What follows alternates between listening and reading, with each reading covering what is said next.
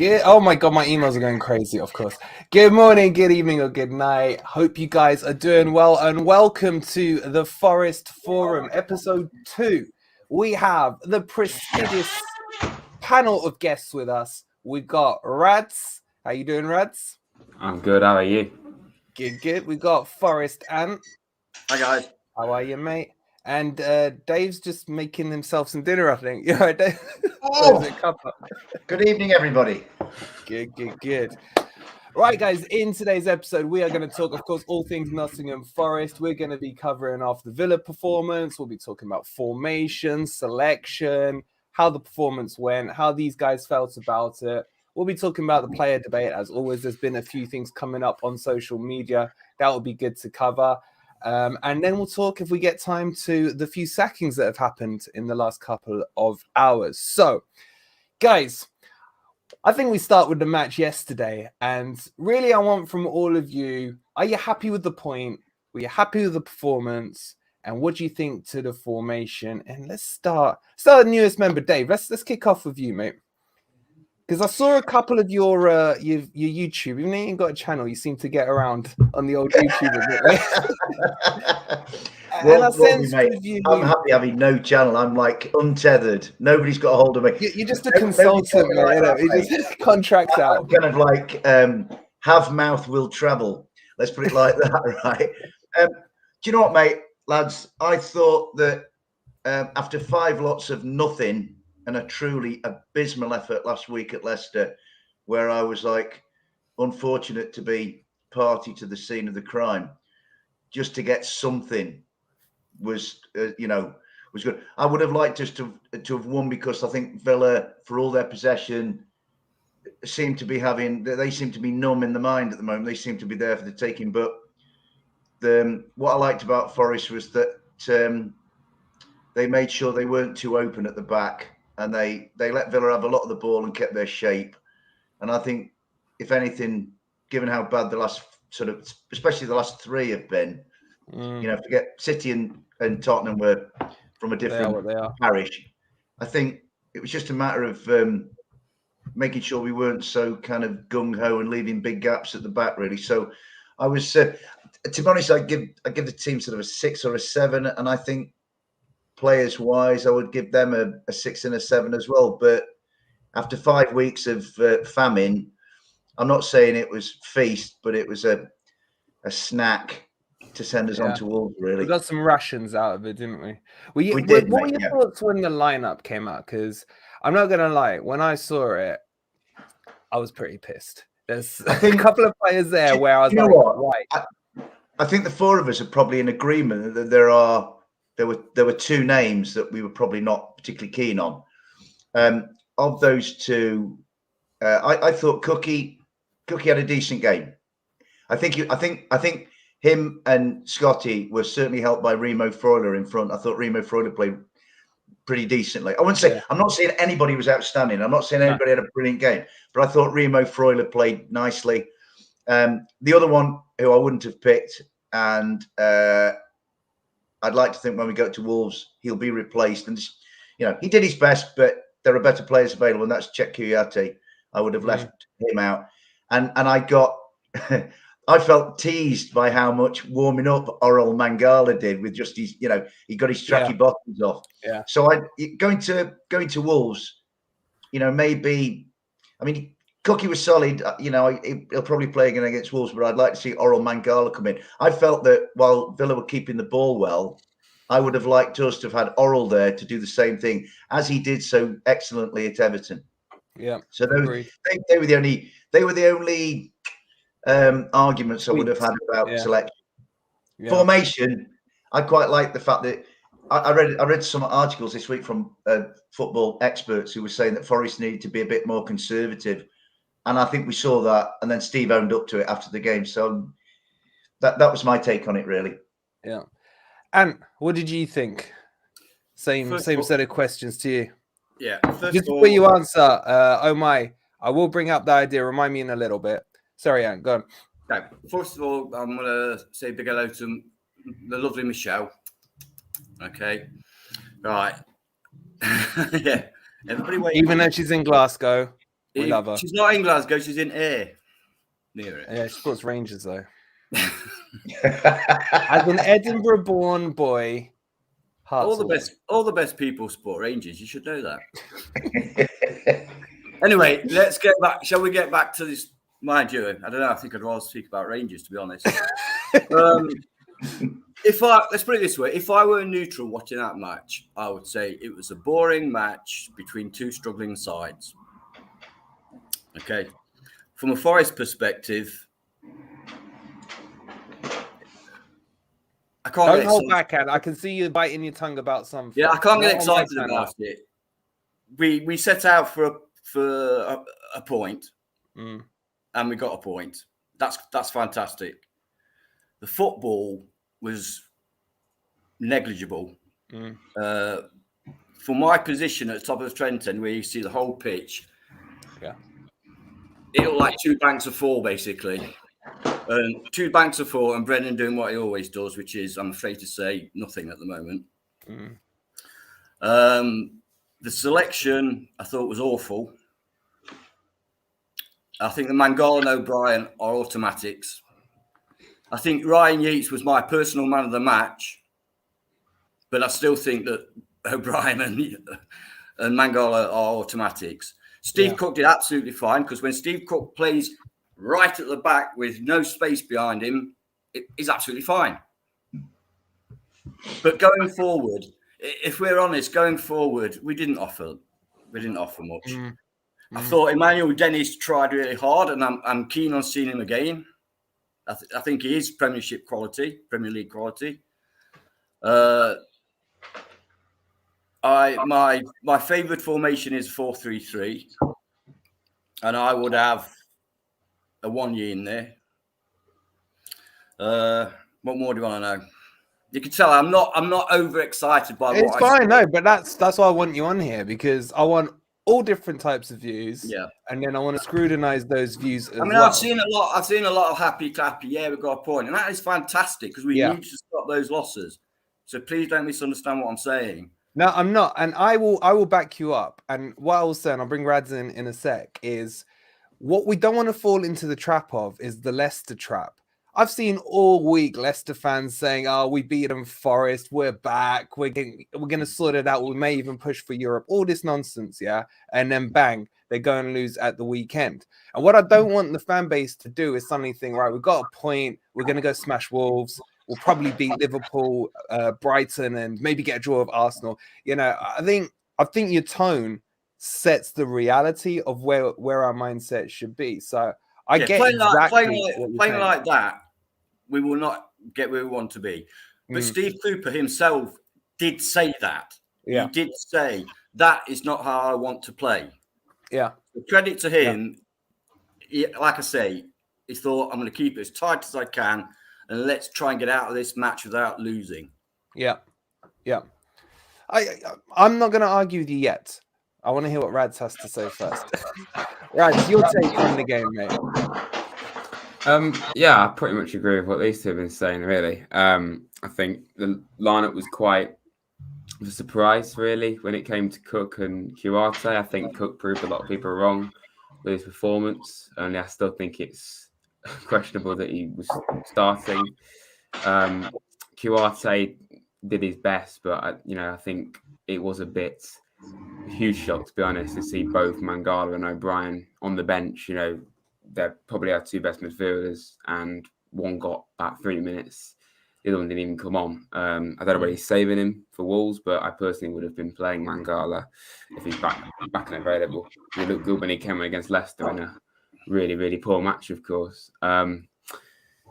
Ultimately, I think it was quite a negative game in ways. We were very defensive, but I feel it was probably the right thing to do after having such a bad run of games.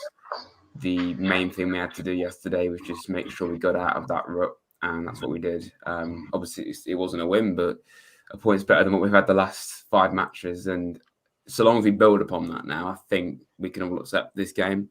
And it makes Wolves really, really interesting now, because I think Wolves is arguably harder than Villa, and yet Wolves have actually had a worse start than Villa.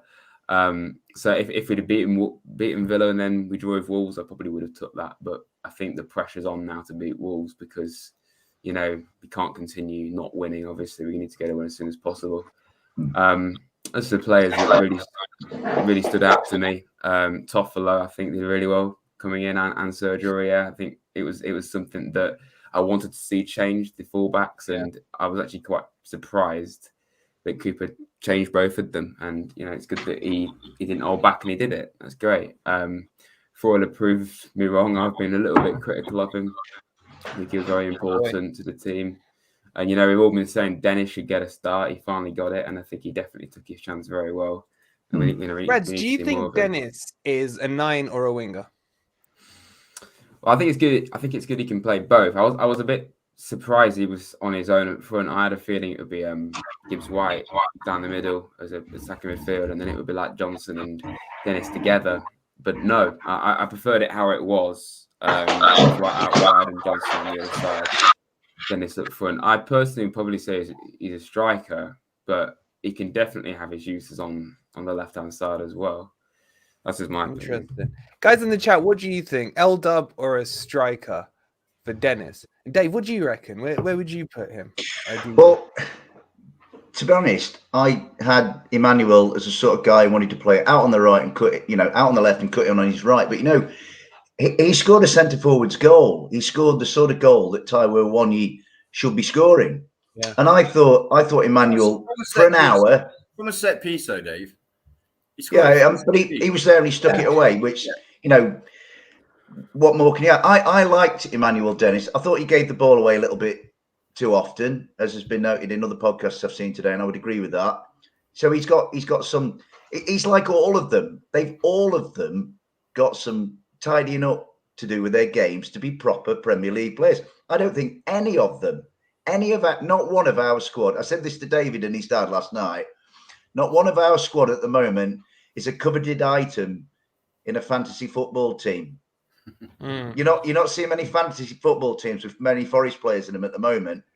A lot of people still holding Bono in mind, mate, and I'm thinking of something. I tell you what, though, Wolf, you make a really good point about the reaction post-match, and I think to be fair to our fan base, who have been superb this last week, I don't think there's a great lot of Leicesterness. I mean, I said to somebody last night, I said, "Blimey, Leicester City's renaissance, what a short-lived item that was." Leicester City's renaissance lasted sort of not even as long as the episode of Karen Pirie on Sunday night. So I think we have to I think the Forest fan base, because it's been conditioned over 23 years, has a level of realism. And I don't think anybody's getting carried away. So I think the point you make is great. And us four aren't doing it. And I haven't seen anybody else sort of giving it the glorious victory speech from the balcony. Steve didn't do it last night. Steve came on and said, "Look, it isn't what I want. It isn't what the fans want, but it was what the situation required." And I actually think, in a way, the best thing for Forest last night was to be involved in a boring game, a run-of-the-mill workaday game. And I think, they, as I say, they've been far too... I mean, you can applaud their sort of will to want to go and take the game to other oppositions, but there's a world of difference doing it against Manchester City, Tottenham, and some of these other teams than there was last year doing it to Luton, Barnsley, FL. So I think a bore draw, if you like, and it wasn't a very good game, was probably just about what we required. So, and let me ask you this. If we'd played a mid-table team yesterday, let's say, I don't know, who's mid-table that's average at the moment? Liverpool. if we played a mid-table team, let's say Liverpool, for example, do you think we would have got a draw out that game with the way we'd set up? Now, we were going compact. Let's say something like, I've gone blank on teams. Who the hell is mid-table? I can't think of a decent example. Bournemouth, Fulham. I knew you were going to say that. And do you think we would have got away with a draw? Well, as someone once said, football's a funny old game. And sometimes when you play the better teams, for some reason, you seem to have that bit more spunk. Yeah, lift your game a little. Yeah, we've seen it. Mm. Yeah. So who knows? I was frustrated last night because Villa are not very good at all. I'd say they're the worst team we've come up across this season, in my opinion. Fulham and Bournemouth are far better teams than Villa. Mm. And on the rare occasions that we sort of broke away or broke out of our defensive shape, I said to the guy next to me, I said, they're there for the taking. Yeah. They are there for the taking because their defense was shocking. Yeah. I mean, shocking. But we never went at them. So that was a little... And like I keep saying, I keep repeating myself, I understand why we played the way we did and I accept it. But I can't help thinking that a confident... Because don't forget, we've got to be low on confidence. These guys are shit scared of making a miss pass. Yeah. You know what I mean? Because of 5 losses. A fully confident Forest side with the right personnel, and we have got the right personnel in that squad, I believe, I think would have taken that game to Villa and won comfortably. But we're not at that stage right now because of what's happened in the last 5 games. And what's happened in the last sort of 2 or 3 months. If you'd have taken, say, the team that beat Arsenal, Leicester, Huddersfield, and then ran Liverpool close in the FA Cup and played Villa last night, they'd have beaten Villa last night. They'd have beaten Villa last night. Yeah, comfortably. With that confidence, that form we were in, 100%. But I'll tell you one thing that's bugging me, and it touches on that point. What I see the difference between how we were playing last year and this year is the pressing from the front, man. I'm seeing 0 of it this year. To the stage. I was going to say, what pressing from the front? No, last year, I'm saying we would press.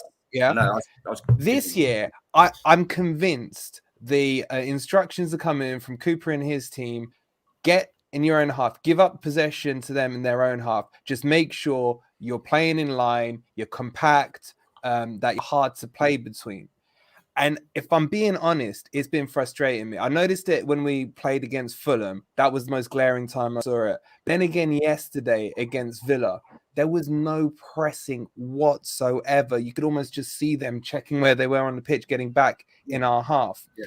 And for me, if we keep doing that, eventually you can't sustain that kind of pressure. Someone will thread a nice ball through the line. Someone will make a good run or take another long shot again, which we'll come on to in a bit. But do you guys, I don't know who wants this question, but do you feel that the instruction has come to say, don't press, hold your shape? Definitely. And do you agree with it? Definitely. We are second only in boring defensive, non-possession football to Tottenham Hotspur. They're the worst side in the league, Tottenham Hotspur. They stink the joint out. They should not. That manager of theirs is washed out, plays dinosaur football, shouldn't be allowed anywhere near the Premier League. He's trying to kill the game. It's awful. I would not have that man. I would rather have anybody than that man in that football team, right? However, would you take Houghton over him, man? Hold on. Would you take Houghton over him? I would take Houghton and his dad. There were times last night when I looked and I thought, blooming heck, we're playing like Tottenham. Don't you think, though? I put up with it for 1 game, maybe 2. Yeah. Don't you think, though, when they have pressed, they've left gaps in behind and they've been burnt badly? That's because the midfield needs to be better. Yeah, I just think. I think. In there. I think they've got to find a balance, and it's really difficult. I mean, you're right. Sorry, but I'm on one. What they did when they did try and push up is left an effing great big gap between the defence and the midfield, which is why 90% of the goals that are scored against us are scored from outside the box in that gap that they leave because they're not quick enough to be able to go forward and come back. Yeah, and Rads, you did a piece the other week highlighting those gaps, you know, between the defense and the midfield. And I'm loving you tonight. Man. And But I thought you were going to take it But easy shut today and up. have a That's rest. what you're going to say, isn't it? no, But I'm not going to say shut up. I'm going to say hold that while I bring Rads back in. Yeah. Do you agree with that, Rads? Do you think it's a fear of the gaps they've been leaving between the lines? And is this a coaching issue? But at the same time, we were doing it last year. I know the opposition are better and everything, but which way would you rather see it? Well, I think it's difficult, really, because I think the reason why we changed the tactic is ultimately we're in a difficult league, a different league with new players, and I think once we get to know them all better, we might see it being a bit more positive. But I feel purely yesterday, we just wanted to make sure we didn't lose, and it sounds negative not to, you want to win every single game, but I feel the way the game was going, it was like we were scared to make any mistake whatsoever. We've made so many in the Leicester game in previous matches. We just wanted to keep it as tight as possible, which, given how poor Villa are, is frustrating. But I do understand why we did it. I think the circumstances warranted it, to be honest. But I just don't want to look back on that Villa game thinking, why don't we just go for it? If we have another bad run of form, which we will do, I just don't want it to come back and hit us. But when it comes to the gaps we were just mentioning, it's a big issue. You look at the last several games, the amount of times teams shoot from distance against us, and you can normally accept like conceding a stunning goal, but if you're going to keep Seven doing in that, a row, Rad. Seven in a row. There's obviously an issue. We had Young yesterday. We had Barnes shoot from outside the box. Polinia, obviously Philip Billing as well. That's four just on its own that have shot from outside the box. The season started off with a Shah centre-back whip crack as well against Newcastle. So like teams are not fearing shooting from distance, and they obviously have the ability to do it. And I think having that third midfielder is definitely helping. But obviously we still conceded a goal from range yesterday, so it's something we need to work on. Being a bit more tight, but I think it's something we need to work on in time, really. Dave, let me ask you this, right? And this kind of brings Cook back into the narrative here. But because we can't, with the pace, I think we can all agree we've got a lack of pace with our centre-backs. Because of that, the natural movement is drop in, don't leave the space behind. But as Ant says, that then creates those gaps. So although Cook did have a good game yesterday, I thought he had a good game because we played to his strengths, if that makes sense. But do you feel that these gaps are being caused by the midfield or the defense or both? Because the lines are too wide. In football, you shouldn't have a huge gap between your backline and your strikers, let alone your backline and your midfield. But where do you think the first thing Cooper should be working on? Is it defense and midfield, or both of them together, really? We need to get to a point where we have more pace at the back, which will give us more of a confident platform. I also think we need more consistency and continuity in midfield. I did think that last night the gaps weren't as bad. You could argue against me when Ashley Young hit that shot. Yates's dived and headed it. It's gone straight to Ashley Young and he smashed it back. But I did think Freuler closed off some of those gaps. So I think there was a little sort of incremental move towards something better. But when you've got quick guys at the back, it doesn't half give you some confidence to feel like you can go forward, and even if you leave the back door open a little, you can get back and cover it. Now, for all of us, because we've had a little sniff of what he can do, especially against West Ham, when Moose comes back, it'll be interesting to see. I think, much as I love Cookie, I think he's a solid citizen. He's a great guy. He works hard. He tries every game. He tries his guts out. But I think that when Moose comes back, Moose will come in, which obviously then, because Moose is left sided, what do you do with Scotty? So there are conundrums to work out. But I think, really, to be fair, it's across the board. The forwards, when they haven't got the ball, have to defend. They're expected in the Premier League to work hard to kind of stop balls coming forward. Our midfield needs to be better. Personally, my midfield would be my two certainties in midfield would be Freuler and Mangala, and then Lewis and Yatesy. I think offer different things, and you could have one play. I wouldn't mind either of them two playing. I thought Yatesy did all right last night. And it's funny, you were talking about shooting from distance. It's something we don't do. I remember at Yatesy coming on at Goodison, and Yatesy was prepared to shoot from distance. And when he shot from distance, Brennan notched to put us in front at Everton. So, yeah. But I think in terms of closing these gaps, I mean, again, we come back to recruitment because, you know, we've signed a lot of defenders, and this issue of lack of pace at a higher level, a higher echelon, is still hurting us, and it might hurt us until January. You know, I'm sure they'll go and look again in January. It looks like there's going to be a new recruitment team coming in. They're going to take a fresh view on things, you know. But I did have to laugh about Ant raging about Conte, and it's funny, you know. Conte's come in and he's made Tottenham, without digressing, which I always do. He's made Tottenham everything they haven't been for years. They've been soft Tottenham for years. Roy Keane's been slaughtering them. Soft Tottenham. Now they're not soft Tottenham, but they've had to kind of become boring, not to become boring Tottenham. To be soft, you know what I mean? But I think for us, you know, sadly, we're work in progress. You know, it's just a matter of how quick that progress goes. But last night, last night, a lot of people picked Yates' man of the match, but on the quiet, my man of the match was Remo Freuler. I thought he looked. I tell you what about Remo Freuler. First half, there was an attack in our box, and there was a bit of faffing around before it got cleared, and Remo Freuler went at 2 or 3 of his teammates, and I kind of saw captaincy material there. I really like that. He was Atlanta's captain. Yeah.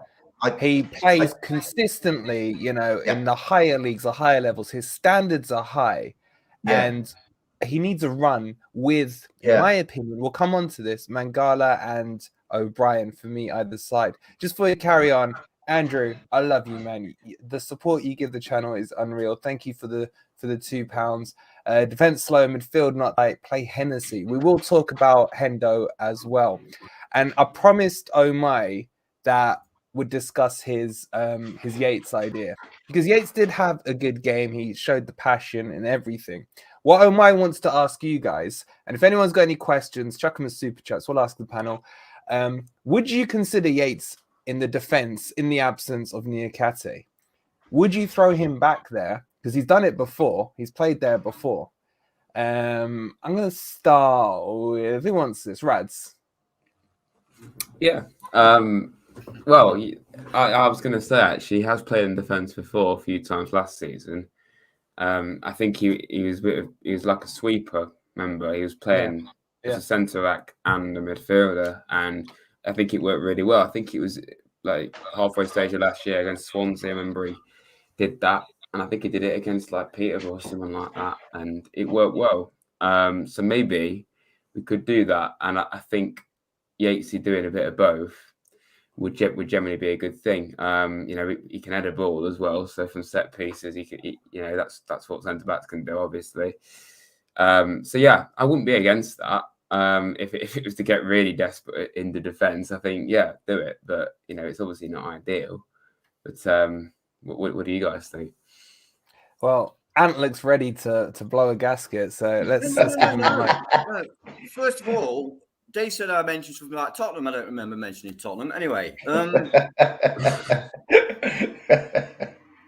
be honest with you, it's not something I'd considered, but I think I would consider it. I think he could do. He's right-footed, isn't he, Yatesy? Yeah. Yeah. So Nakati on the left, Yatesy on the right. Yeah, I would consider that. No, and that means by default we can have the O'Brien Mangala combo that we all want. Right? Yeah. So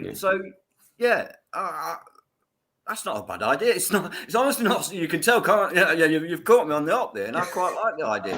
Hey, it's Omai's idea. He chucked it to me on Twitter. I had a quick chat with him about it. We know that Yatesy can head the ball. We know he's combative. We know he's got a pass on him. You know, we know that he's not deadly slow. He's not cooked slow. You know. No.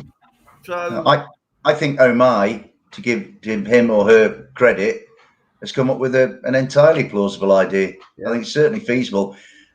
If any of us four were managing Nottingham Forest and we went to Ryan and said, Ryan, do that, take one from the team. Yatesy would do it. Yatesy, if you said to Yatesy, jump off that building for Nottingham Forest, 20 floors up, he'd do it.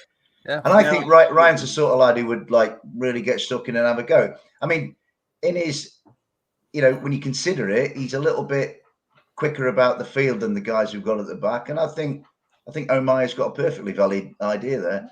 I like it. I'm liking it. He's been thinking about. You can hear the slow cogs turning, rubbing those two brain cells together, and it's slowly coming together. Wolverine, you've got Stevie Cooper's phone number. Just give him a ring and have a chat about it. Look, hopefully it means nothing because I'm still hopeful Niakate will be back very soon. With Niakate and Yates. Would you go with that? Why not? What quickly around the houses, Rads, on the spot, your two centre backs, all fit, who do you pick? Assuming we're playing a 4. I'd have to go for McKenna and Niakate. Okay. Dave? Same. And he's going Worrell and maybe Owoni now, I think. One of my favourite players is McKenna. The guy is a mountain. He's made one mistake in 4 years. Yeah. But for balance, I like this Niakate Yates. I like it. For balance, I think they'd be a pretty damn dynamic duo. Guys in the chat, let me know your 2 CB. Just assume it's a 4-back. I know I'll be in a minority of one with that, by the way. But Omai started it. You talk about a 1 year at the back. I'm old enough to remember Gary Birtles being a centre forward playing at the back. He was really, really good. Gary was. He loved it. So played at Grimsby as well. Yeah. Let me throw another name in because this is a name that's starting to frustrate me, and a lot of people haven't seen much of him. Because of my FIFA stuff as well. I have to watch a lot of the French league. He's a great player. He's a young player. Bidet, I've been hearing all kinds of crap about him this week, about he's got long COVID. That's why he can't play. I've heard because he can't speak English. He needs time to bed in the team. He needs to get used to the culture, blah, blah, blah. That one doesn't fly with me because then how has Lodi been chucked straight in off the plane into the team when he can't speak English and needs to settle? But do you think it's time for him to be given a chance? Assuming, because he's always in the training pictures and everything. Let's make the assumption he's fit. Is he a player you would consider as a run out in the team? And I'm going to chuck Biancone in there. There's suddenly these memes going around, Forest hate the French because they're not getting a sniff. And then we got Embassou as well, Would you consider one of the French boys in there? Let's just keep it to Biancone and Bidet. Dave? Well, Julian Biancone, I actually can't believe he hasn't played more. I thought in pre-season, it was a long pre-season when not that many really stood out, but I thought Julian did all right. And he's quite mobile. I remember him coming on against City. Okay, the game was dead against the best team on the planet, but Julian came on and acquitted him quite well and himself quite well. So I think he was really good because I was in line with us. I was in the Man City end because Worrell got pushed into the middle. And he played at the right of the 3. Yeah. And he looked really good there. And I thought Worrell looked better. And I know the game was dead, but Worrell looked better in the middle as well with Biancone out to the right. Sorry to interrupt you. Carry on. No. Honestly, Wolvie, I think Biancone is worth a shout. Unfortunately, about Bidet, I know absolutely nothing. So I'm not in a position to comment. What I would say about Loic Bidet is that if he's not going to play at Molineux, at the Amex, dinner time against Liverpool and Arsenal, and that Tottenham Carabao Cup game squeezed in between Brentford and Palace. Now that's a game I'd like to see Loic Bidet playing, and Julian Biancone. I think that is So as your correspondent has just said there, I think that's a perfect opportunity. But as regards to Loic Bidet, I don't play FIFA, so I don't really know. I'm a bit too old and decrepit for FIFA. My 11-year-old niece would thrash me at it, so I don't bother. I don't take the humiliation. But I think that I can't comment on Loic Bidet, but it'd be nice to see what he can do at some point. but Julian Biancone, I think, has been a little bit sidelined more than he should have been, really. And I'd like to see him given a go at some point. Do you think that's to do with the Notts County game? Because Cooper came out after that match, and it's the first time I've seen him really slate a bunch of players. And, you know, he didn't target anyone specifically, but the talk was Embasso and Biancone were getting, it was targeted at them. I think that's been since then. That's a good point. I think that Notts County game clearly touched a nerve for Steve. I mean, I personally that night thought there were some other people that, you know, naming no names, who were first in line for the bullet, and maybe Julian Biancone was one of them. I don't think he had a great game against Notts County, but you know, in other games, I go back to the very first friendly, which I think was Burton Albion or something like that, and I thought, all right, you know, there was Coventry. He scored, yeah, against Coventry. You know, I think there were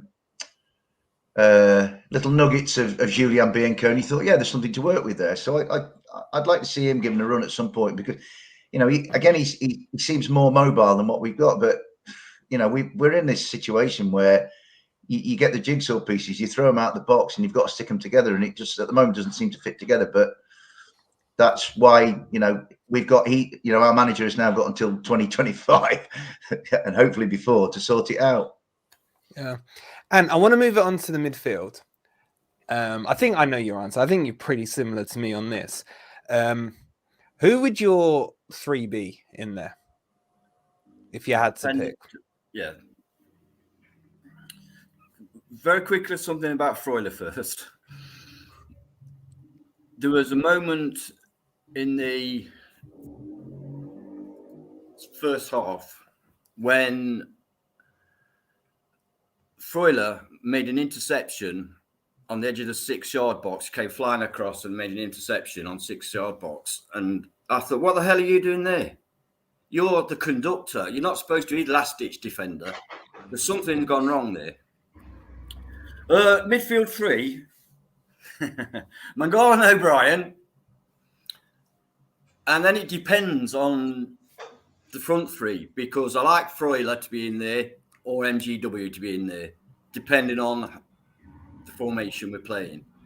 All right, give it to 3 with it. Sorry? All right, in fact, give it. What do you want, a 4-3-3 or 4-2-3-1? What do you prefer here? If we're playing a 4-3-3, I would have. I'm just trying to think now. I've got to make sure I don't have too many players. Yeah, I'd have MGW in there. Interesting. Okay. And then what are you doing with the 3 up front? I think MGW, I think he's a bit more mobile, so I think he would join up. If it's a 4-3, no, I wouldn't. No, do you need my fingers? Here, there's 3 here and 3 here for you. 4-3-2-1. Is that right? 4-3-2-1. You could do that. 4-3-1-2. If it's a 4-3-1-2, I'd have. Come back to me, because I've got to work it out. Rad, save me. While he's counting, and getting to 11. Firstly, would you prefer a 4-3-3 or a 4-2-3-1, or are you still 3-5-2? I got confused myself now. All these numbers. I know, man. He's checking all kinds of numbers. Thank you, Rads. You've saved me. I'm trying to write it down, and I'm even more confused. I was looking like this for a pen and some paper.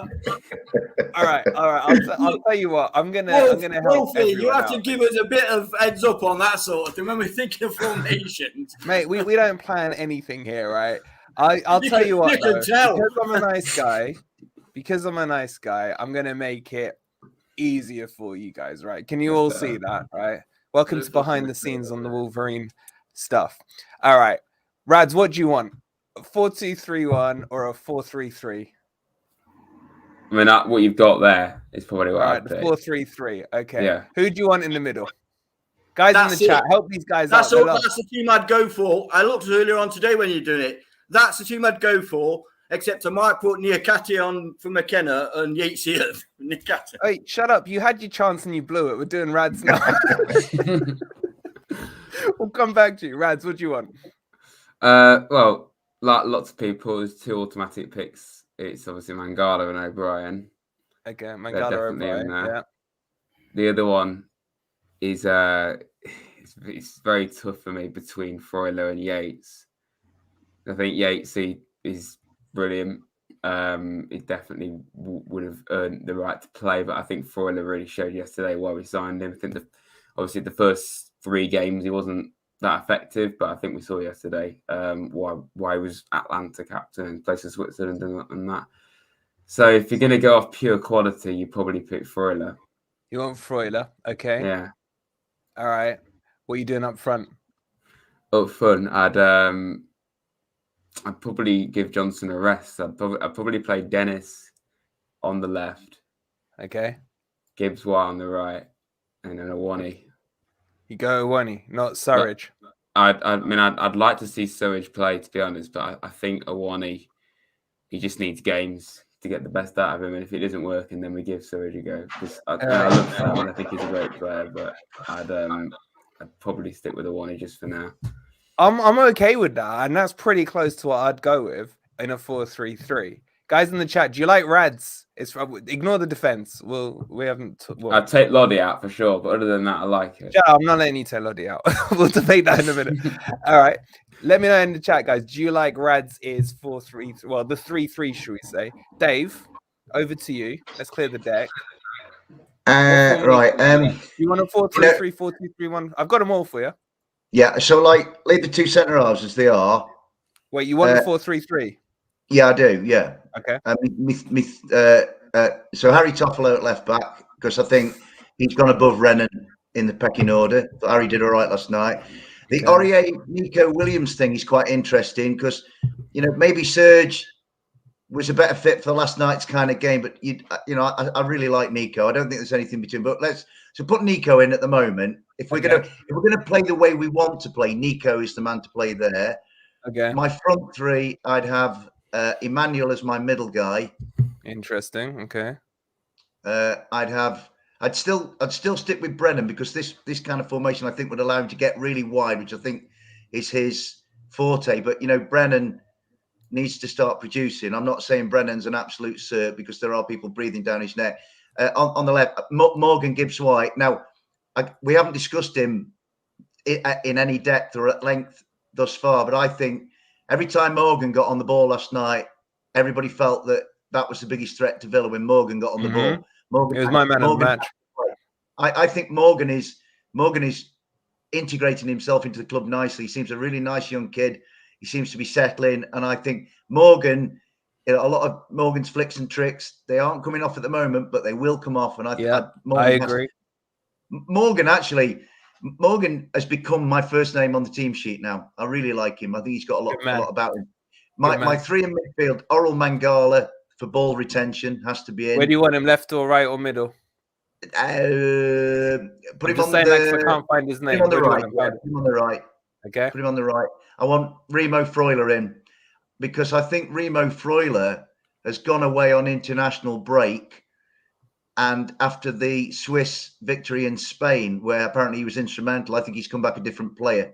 I know it didn't look like it against Leicester, but Leicester was a can of worms that's gone now, thankfully. And then for me, the decision is I'd play either of them. I don't have a preference. I like Yatesy. I like Lewis. I think I can't settle about Yatesy. I think Yatesy brings things. I think Lewis brings things. I honestly can't. You want me to do that? Yeah, I'm going to cop out. Wolvie, on that one, I'm going to cop out, mate. But that would be the rest of my team. I'm still not so. See, I understand people have said we need to play with the centre forward, but I'm still not sold on Taiwo.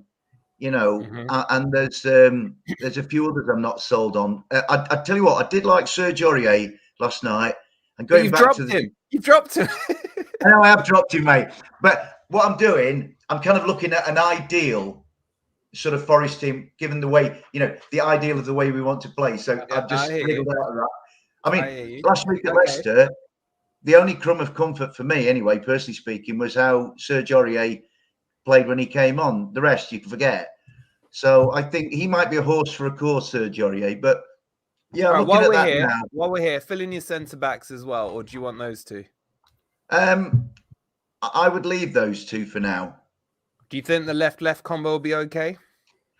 Well, to be honest with you, if you're asking me who are our two best centre halves at the moment, it would be those two. Mm-hmm. Agreed. And I know they're both lefties, but I just that McKenna is so solid and so good in the air, and I thought Scotty again. Like I say, last night I thought everybody was a 6 or a 7. I don't think it was an 8, 9, or a 10 in there. But Scotty was solid. He read the game really well, I thought. Yeah. Yeah, and I mean Moose is unfortunately for us. Moose is still a bit of an unknown, but you could if you take him on what he did against Newcastle, jury's out. If you take him on what he did against West Ham and Mikel Antonio, yeah, good signing. So that's the problem we have, lads. And I liked your comment where you said you were going to do a show about your top 10 Forest players this season.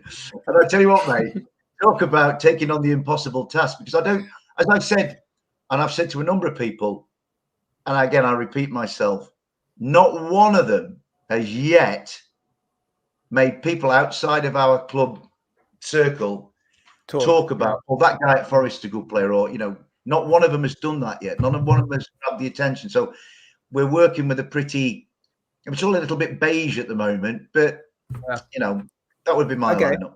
Just for those who don't know what Dave's referencing, we've got a little group chat, and I messaged them, I think it was today, saying I was putting together a video for the top 10 best Forest players this season so far.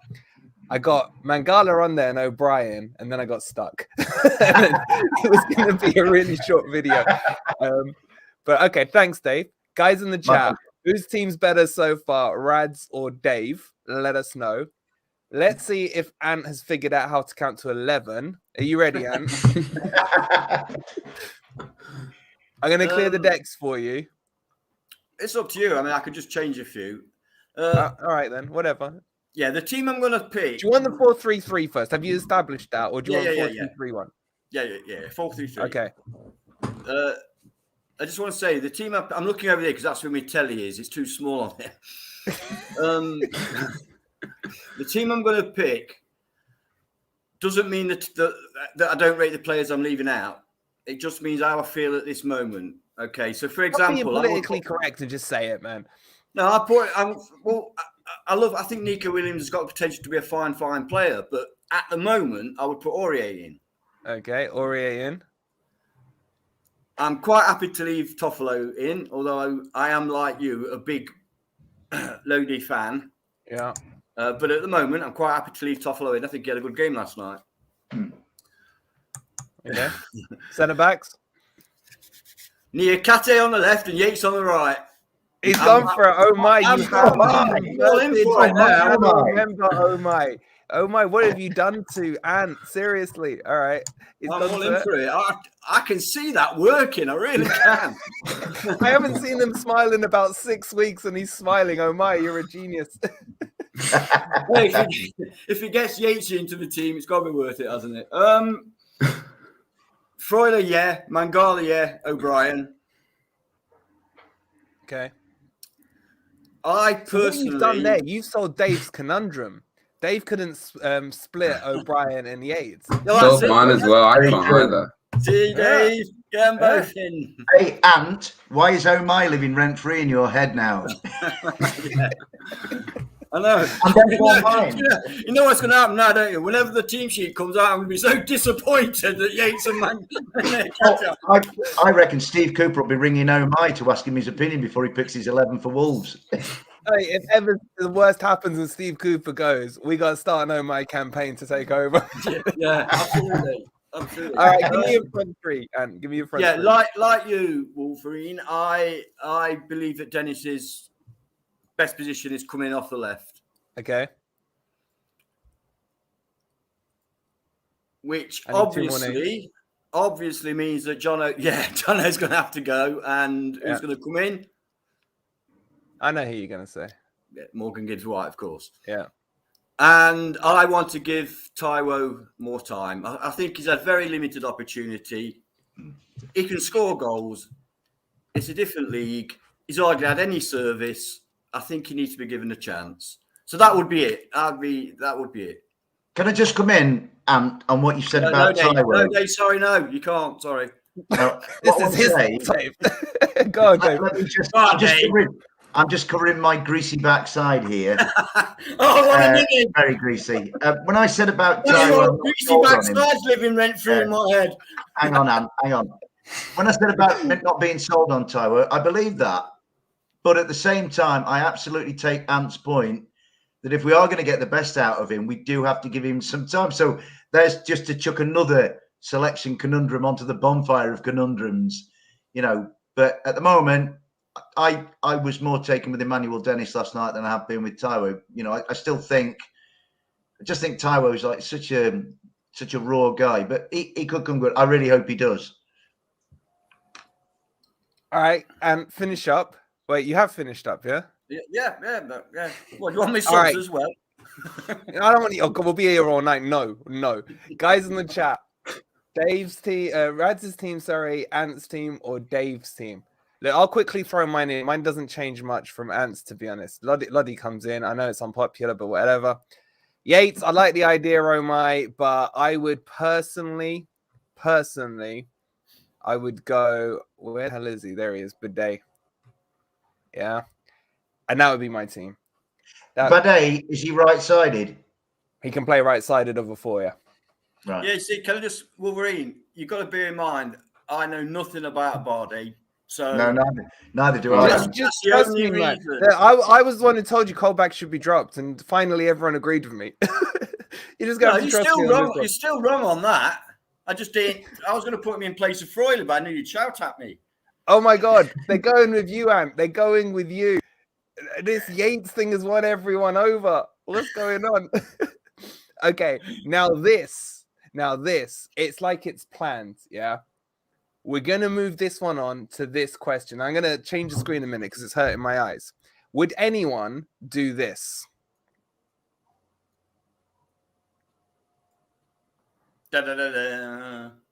Hennessy for Henderson. Guys in the chat, I've seen loads of you commenting on it.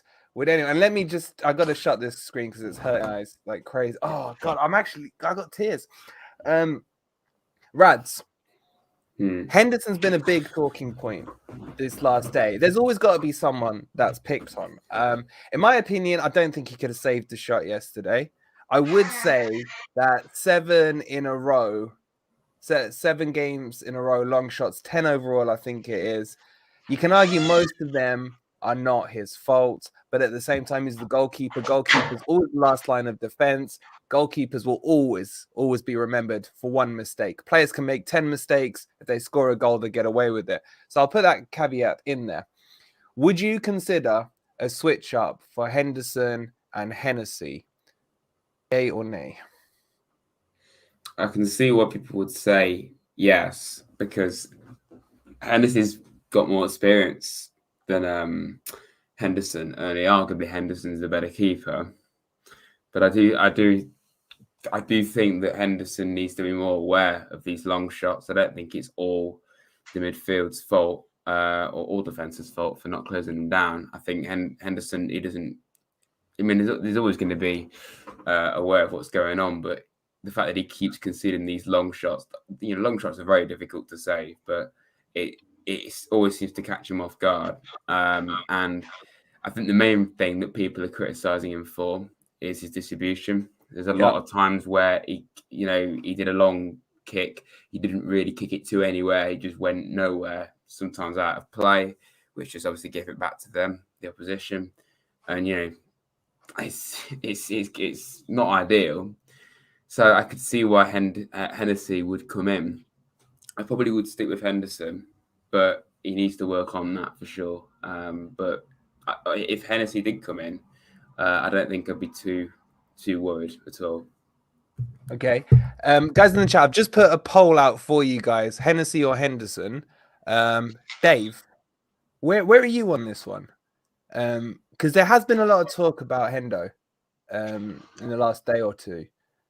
Would you consider a switch, or are you quite happy?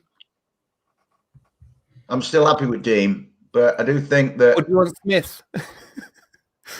I mean, the thing is, I've only seen Wayne Hennessy played twice since he joined us. That was he came on in that furnace at Barnsley when it was about 900 degrees in Yorkshire in a pre-season game, because I think Dean tweaked his knee and had to go about an injury. Yeah. And Wayne Hennessy did all right. The first thing you notice about Wayne Hennessy is just how big an item he is. He's a really big youth. And then I saw him at Grimsby in the Carabao Cup game, and he was solid.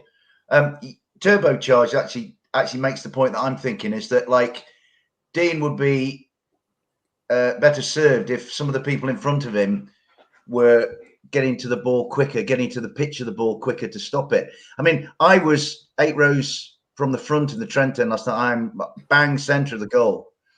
And when Ashley Young hit the ball, I mean, the gap for the ball to go between Dean's hand and the post was narrow. My first thought was, what a great goal. There's not a lot you could do about it.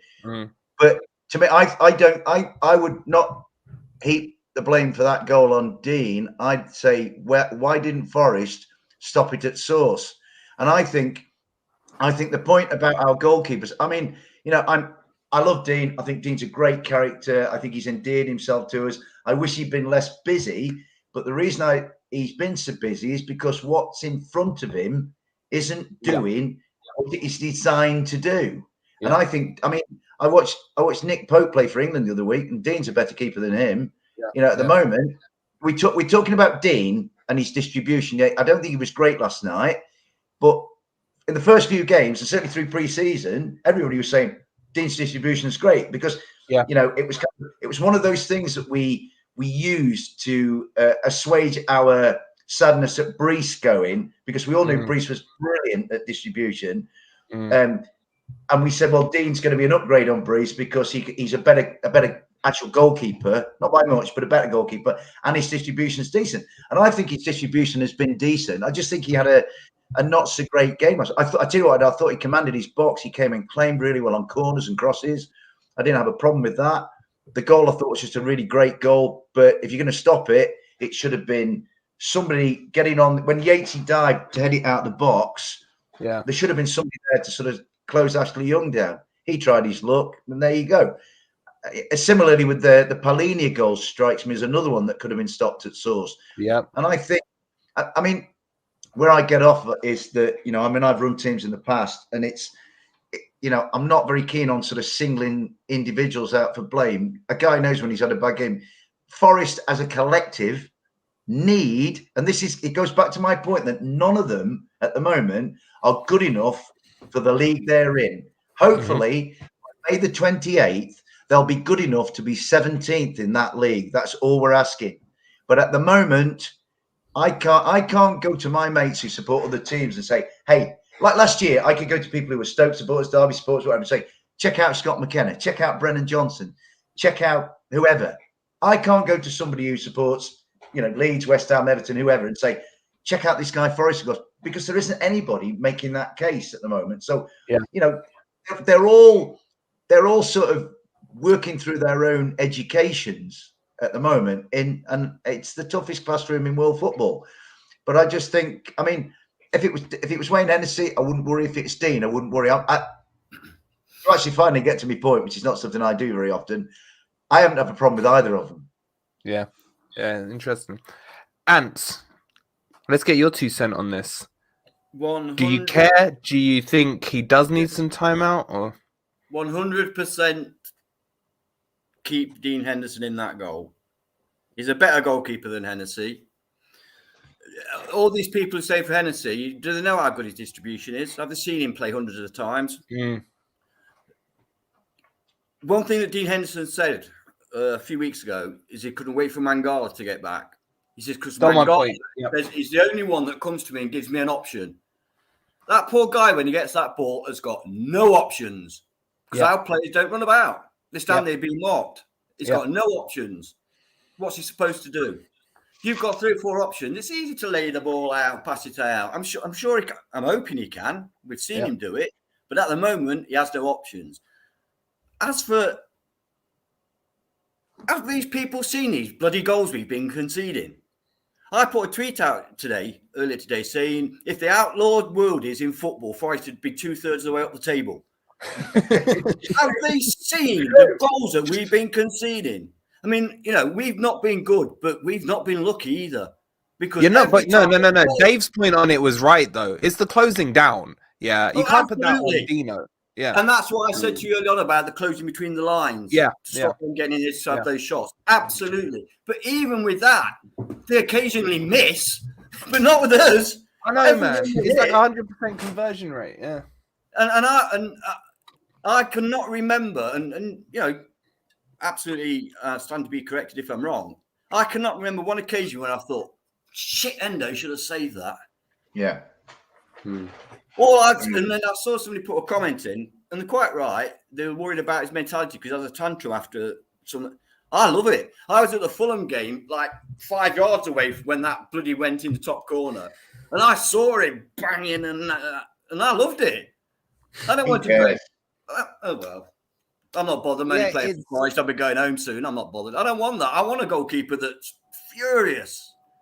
I do like that. The only thing I would say, just to get my 2 cents on it, is I think he's his biggest critic. I really do. We've all seen the interview. I loved the interview. I know certain ex-players have come out and said, what was he thinking? But for me, I don't mind a keeper or a player coming out, showing a bit of confidence and a bit of arrogance, and then pushing himself to prove. But I think he's his biggest critic as well as his own biggest fan. And what he's ended up doing is probably heaping the pressure onto himself. He's probably seen a few tweets going around, saying his distribution is crap. What you got to remember, and this goes back to the point, fully agree with what you said, Dave, fully agree with what you said, Ant, about no one's open, Mangala. I mean, where was his distribution good when we played West Ham? Mangala was in the team. But I've actually forgot my point. I've remembered it now. You got to go back to Man U here, right? They wanted to drop De Gea because he can't distribute the ball. And they wanted Henderson in, who they thought was a lesser shot stopper, but a 10 times better distributor of the ball. Now, to go and mix that in with the point where people are saying, well, Steve Cooper hasn't gone from being a brilliant manager to a crap manager overnight. I would put that same philosophy on Dean Henderson. He hasn't gone from not being able to distribute the ball, a couple of months ago to suddenly having 2 left feet. And I just think that the team has to help him, both with the closing down on the shots and making sure they're damn well open for a pass. Don't be, pieces on a chessboard, move around. That's my 2 cents on it. And I've only goalkeeper faced more shots than Dean Henderson. The guy's under constant barrage. Yeah, and you make 2 brilliant points, Wolvie, right? I love what you said about the human side, and that interests me. That fascinates me. When you say that Dean will be his own harshest critic, absolutely. Joe Worrell's the same. Scott McKenna's the same. Nico Williams is the same. They're all the same. That's one thing that's given. And I think that's a brilliant point you make. Dean will be looking at that. Dean will be sitting there tonight thinking, how the bloody hell did I let that in? And he'll be punishing himself, which that's a guy who will improve, because if he cares that much. The other brilliant point you make about this, when he made the interview and he said those things about Manchester United, good for him. Nice to see a footballer speaking from this. Yeah. When the media trained to kind of trot out bland platitudes and media speak. We've had it all before. Dean said what he felt. And Darren Fletcher, who I've got a lot of time for, made a point last week on the Garibaldi Red after the Leicester game where he said, we've signed 22, 23, whatever, but not all of them will be here for pure Nottingham Forest little tree on the shirt reasons. I believe, and I'm sure Ant believes, and I'm sure David believes, that Dean Henderson really cares about playing for Nottingham Forest and really wants to be here. I see that in his aura and his manner and his conduct, and I think, whatever Dean, who can forget saving a penalty from one of the best penalty takers in history and then waving his cap in the air? That's personality. And I'll tell you what about him. I actually really love Dean. I love all our players, but I really love Dean. Every time it comes up to kickoff, it happened last night. Dean comes to the Trenton, and I'm quite close to the front, and Dean gets everybody going, and he gets a Dino and a Dino back at him. And I just think he's a really good guy. And I think at the end of the season, when we get to the end of the season, this option to buy and all this kind of stuff will kick in for some of these. Dean is somebody I would definitely buy. I really would have him. And to me, he's on the plane to Qatar. I would put him there. You know, I don't think there's much between our England goalkeepers, but Dean goes to Qatar. You know who we've got in charge, Dave?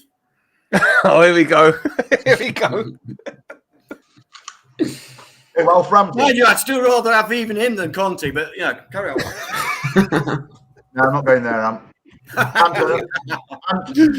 I'm not opening that south gate of the garden. Oh, that's a whole nother stream. That's a whole nother stream. Very, very quickly, one thing you both mentioned about it'll be his own harshest critic and whatever. I'm sure you saw, well, I assume you saw the Arsenal documentary where Arsenal had won the game, but they'd let a goal in, and Ramsdale came in and he was chucking his boots down and chucking his stuff down. Yeah. That's goalkeeper's mentality. Absolutely, and I think Endo has definitely got that mentality. He does not want to let a goal in. Great point, Ant. Yeah. Okay. Right. Anything you want to add on the goalkeeper? I could. No, I agree with what he's been saying, really. I think Dino's, you know, if he hadn't saved that penalty against Rice, we wouldn't have won a single game this season. You know, we've only won one. Yeah, he literally has made us win. The only game we've won this season was because of him. So I think we've got a lot to thank for him in that regard. He's a great goalkeeper. Yeah. Yes, he needs to work on his distribution, but and the other thing is as well, lads, a lot of these people in their underpants tweeting from their back bedrooms onto laptops. You know. I include myself in that. I'm an underpants kind of guy, right? There's another image rent free for you. Yeah, sorry about that. Sorry about that, watching public. But they seem, what I do about a player, my view on a player is like, let's take a body of work. Let's take, 5 games, 10 games, 20 games. But some of these guys come on and think that, like, the one bad game or the one game where, let's take Dean, his distribution isn't great, does not invalidate all the good stuff that came before. It's like with Steve Cooper. Five defeats does not invalidate the most historic season in our history for 23 years. And it's like I think a lot of people who come on social media have the memory and mindset of a goldfish where they can't remember what they've done or said 10 minutes previously, and it really annoys me. They're called football fans. Yeah. All right. I want to get on into the Wolves game in a second, but before we close off on everything we talked about this game, I want a quick assessment of Cooper, as we've just brought him up a little. And specifically, I want to talk about substitutions and get your guys' thoughts on it. Now, I've made my views clear on it over the whole season. I think he's been too reactive rather than proactive. And even in the game yesterday, I would have liked to have seen Mangala come on, freshen it up for Coyote, maybe at halftime. And the reason I'm making this point is because he himself has talked about 5 subs being a game changer in 8 out of 10 of the interviews that you see out of him. Am I alone on this, or do you guys have a different opinion? Rads, start with you. What did you think of the substitutions yesterday? I think he only used 3. And O'Brien was in the last second. I don't know if you even want to count that. But if I remember rightly, Williams came on for Aurier. And then Surridge for Dennis. Yeah. Was that it? And then O'Brien, obviously, in the last second for MG Dub. Was there any others? That was it? No. What did you think of the subs? And were you happy with them? Would you have done something slightly different in that second half? Well, I was very surprised that O'Brien came on so late. He probably got like 1-2 touches or something, which he should have been on longer. Very surprised that Mangala didn't come on. It's no disrespect to the lads that started in midfield, because I think Uase did better than I thought he would do, even though I don't really remember a great deal of what he did in the first half, to be honest. It took me a while to even remember he was on the field. He did better in the second half. Made it clear that Yates did well yesterday and Forella. So it wasn't particularly a bad thing that didn't come on, but ultimately I think they're both better than all of what we had in midfield, which is it's a great problem to have in that regard. I was glad that Sam came on. He's a brilliant player. He needs his chance. I think we're saying the one he needs to get the start. I think Surridge does as well at some point. I think they need to both get chances. But yeah, I mean, I'm not really sure why Nico switched for Serge. I mean, it might have been for fitness reasons, possibly, but Aurier looks all right to me. Maybe he wanted to be a bit more attacking minded, maybe, but we weren't exactly. It could have been the the booking because he has used that excuse on the previous game. But yeah, it's a good point. Yeah, I was a bit surprised in ways. I think basing it off just yesterday, it was one of the few times I was quite happy for us to be a bit negative and just play for a point because we just needed to avoid defeat. But at the same time, Villa were not a good side and they were there for the taking based off the way they were playing in the last several games. I think we could have easily beaten them if we'd really gone for it. So yeah, I understand why people are a bit questionable. There's been times, like against Bournemouth, his substitutions were really weird. Bringing on Colback, who, no disrespect to him, we had O'Brien right on the bench and we had Freuler as well. And he brought Colback on. Don't know what it was meant to be achieving because he took off Cuarte. It's not an upgrade or a downgrade really. Yeah, it was a bit of a weird one. One of the few times I've questioned Cooper, to be honest, but I'm not too concerned about substitutions, to be honest, really. Okay. I'm going to come to Dave on it next. I got to read out the poll results. This was Henderson versus Hennessy. 58% saying Henderson and 42% saying... I'll close it now. Thanks for reminding me, Adam. Coming to you next, Dave. About substitutions, both in the game yesterday in general, have you been happy with Cooper's choices and timings of them, or do you have a differing opinion? To be honest, not as I wouldn't. I'm sort of more on the side of happy than not happy. But what I would say is that last year, and obviously with the caveat that everything was substantially easier than it is now for many reasons, Steve's proactivity in making changes last year was one of his great virtues. I mean, I go right back to the first away game under his tenure, which was Barnsley away. We were the better side. We were a goal down. Yeah. He took off Tobias Figueiredo almost as a sop to Chris Hughton. He took off a defender, Tobias Figueiredo, and he put Lewis Graben on the hour. Within a minute, we were level, and then we ran away with the game. And he did that on a number of occasions. Obviously, it's easier to do that in the Championship. I think, in fairness to Steve, I think until he is he's got a settled 11 in his mind and he knows who he can trust. And then beyond the 11, he knows exactly what he's got at his disposal. I think he is going to be almost forced into being reactive rather than proactive. I think the way the situation at the moment, because the whole thing at Forest, and we all know this, and everybody connected with the club knows it, that it's a moving feast at the moment. We don't know, once we get an accepted 11, which is his great task, right? And I think that's why he's been given time to get to that point. Then he'll know, right? I do think he is getting there. I mean, I thought that Emmanuel Dennis ran out of juice last night after about an hour, and I thought Sam coming on was good. I was happy with that.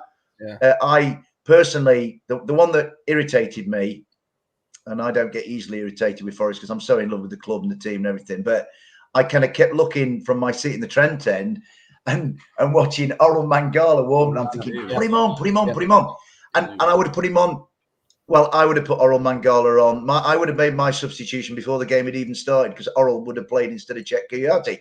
Yeah. Because let's go back to last week.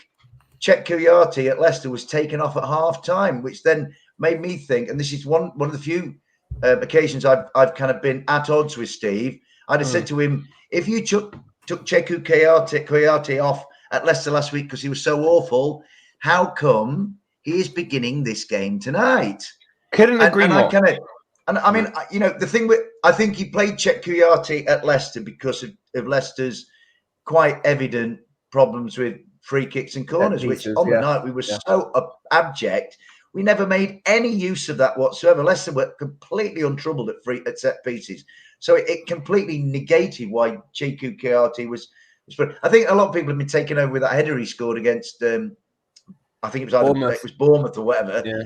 And I just don't think he's good enough. To be honest, my favourite performance of any player this season in a Garibaldi red shirt was Oral Mangala at Everton. He took after a 15-minute Everton burst, he took the game away from Everton. He kept possession. He played some lovely short passes. He brought Lewis O'Brien into the game. Lewis looked like he was really enjoying playing with Oral. I think he helped Brennan, and I think he helped all the others. He was a hub for the ball. So when I was watching him running up and down the line last night in front of the Peter Taylor, I was thinking, please put him on. Give us some control in midfield. I guess Oral isn't quite there yet, but when Oral is there, he's another one that has to be in the team. So to go back to your question, it's a really good question, actually, like most of the questions you've asked. But I think that Steve will get better at influencing the flow of a game from his position the more he gets to know his team. I think it's just, unfortunately, it's just one of those things that we have to kind of suck it and see at the moment. But I think he'll get there. I have every faith in him. Yeah. And I'm going to come to you. And just before I do, Stone the third, you're 100% right. Because when I saw that West Ham match, they hadn't played a game together before, but it looked like they'd been playing for years. There was instant chemistry. And I do feel us as Forest fans are very fickle and short in memory. Was it not 2 weeks ago that the whole Forest fan base was crying out that O'Brien has to be the first name on the team sheet? And after Yates doing all right yesterday, people are prepared to swap them around. Yeah, Wolvie, that came from a substitution. When he put Lewis on against Fulham and we were 3-1 down and we thought it was going to go 4-5-6, little Lewis came on, gave us some impetus, scored his goal, waved his fist at the Trent end, and everybody was like, because of what that little cameo of Lewis O'Brien, he has to start. He would have been the first name on everybody's team sheet the next game. So he's not now. He's not now, which is very interesting. Coming back to the question now, Antti, are you happy with his subs both yesterday and in general? Or I think in general, agree with me that I think he's more reactive? Because I'm specifically looking. I'll just before I let you. The reason I say that is it took 3 goals before he made a sub against Fulham. It took him the same with Bournemouth when they made those changes and changed the system. I didn't feel he reacted to it, and the flow of the game went in the Bournemouth match as well in the second half. So that's why I say he's more reactive than proactive. Do you agree or disagree, and what are your thoughts on it? I think in general, Steve Cooper's substitutions have been inconsequential and ineffective this season. I don't think they've made the slightest improvement, the slightest difference. He has not got a clue how to use substitutes. I love Steve Cooper, by the way, and I want him to stay as our manager for the next 10 years, okay? But his substitutions this season have been pointless. They've not done anything. Specifically last night, I can't help but feel that he was afraid of upsetting the status quo. We were 1-1. Yeah. We were drawing. It's what we needed. Why take a risk on it, changing it? I think that was, and to be fair, I can understand that. And I 100% agree with something Dave said about the substitutions of Mangala and O'Brien, is that I would have made them before the game started. Agreed. Yeah. You're done. Oh, okay, sure. What do you want me to say more horrible things? Okay, caught me a little off guard. I'm not going to lie. Right, anything else you want to add on the subs thing, or should we move on to Wolves? Move on to Wolves if you want. Move on to Wolves. Okay. I just obviously we got Wolves this Saturday, and how wonderful is it to have a Saturday match again? It feels like forever since we last played on Saturday. Premier League, baby. In a Sky just want to put the best team. Anyway, what was I saying? Wolves, Wolverine Wolves. Yes, I'm not a Wolves fan. God knows how many times I've been asked that in my life. First time I came across your channel, I know you were having a slagging off West Ham, and I thought Wolverine. I thought, is he a Wolves fan? A Wolverine and a wolf, 2 different animals. Anyway, another stream for that one, right? What was I gonna say now? Okay, Wolves. Yeah, here's my point. I've said that we've needed at least 4 points from who did we play yesterday? Villa and Wolves. Ideally 6. Yeah. Because I'm looking at the Brighton, Liverpool, Arsenal match, and it makes my asshole shrivel up a little. Okay. And I don't want to be in a situation. Another lovely image. Got Dave's greasy backside, you're shriveling also. What's next? That's what you got for me. There's definitely a thing. No comment. No comment. The question I'm going to ask you guys. Oh God, I love this stream. This Tuesday stream is my favorite stream of the week. What is my question? Yes, is this must win or not? Dave, we'll start with you. Wolvie, I'm going to be really horrible now. Can you repeat the question? I know you're going to say that. I was still thinking about you being a Wolves fan and like how incongruous that was. I'm glad you said that. I'm not thinking about my asshole. I was put off a little bit by the rectal talk. That rather. Oh, God. I wish I could have had Bradley's class and just ignored it. But sorry, mate, you have to repeat the question. You have to make the stream X-rated at this rate. Guys, thanks for watching. We'll end the stream. Right. The question is, with bearing in mind who we have coming up, is this Wolves game a must-win for you, or would a draw be acceptable? It's a good question. I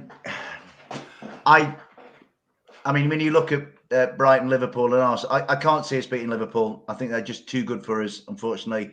I know Liverpool are having their own issues at the moment. But they're when you look at mid-table team, mate. Yeah. And I did see a noticeable lack of ambition in Liverpool when they got back to 2-2 on Sunday, which was, if I was a Liverpool fan, it'd be a bit alarming.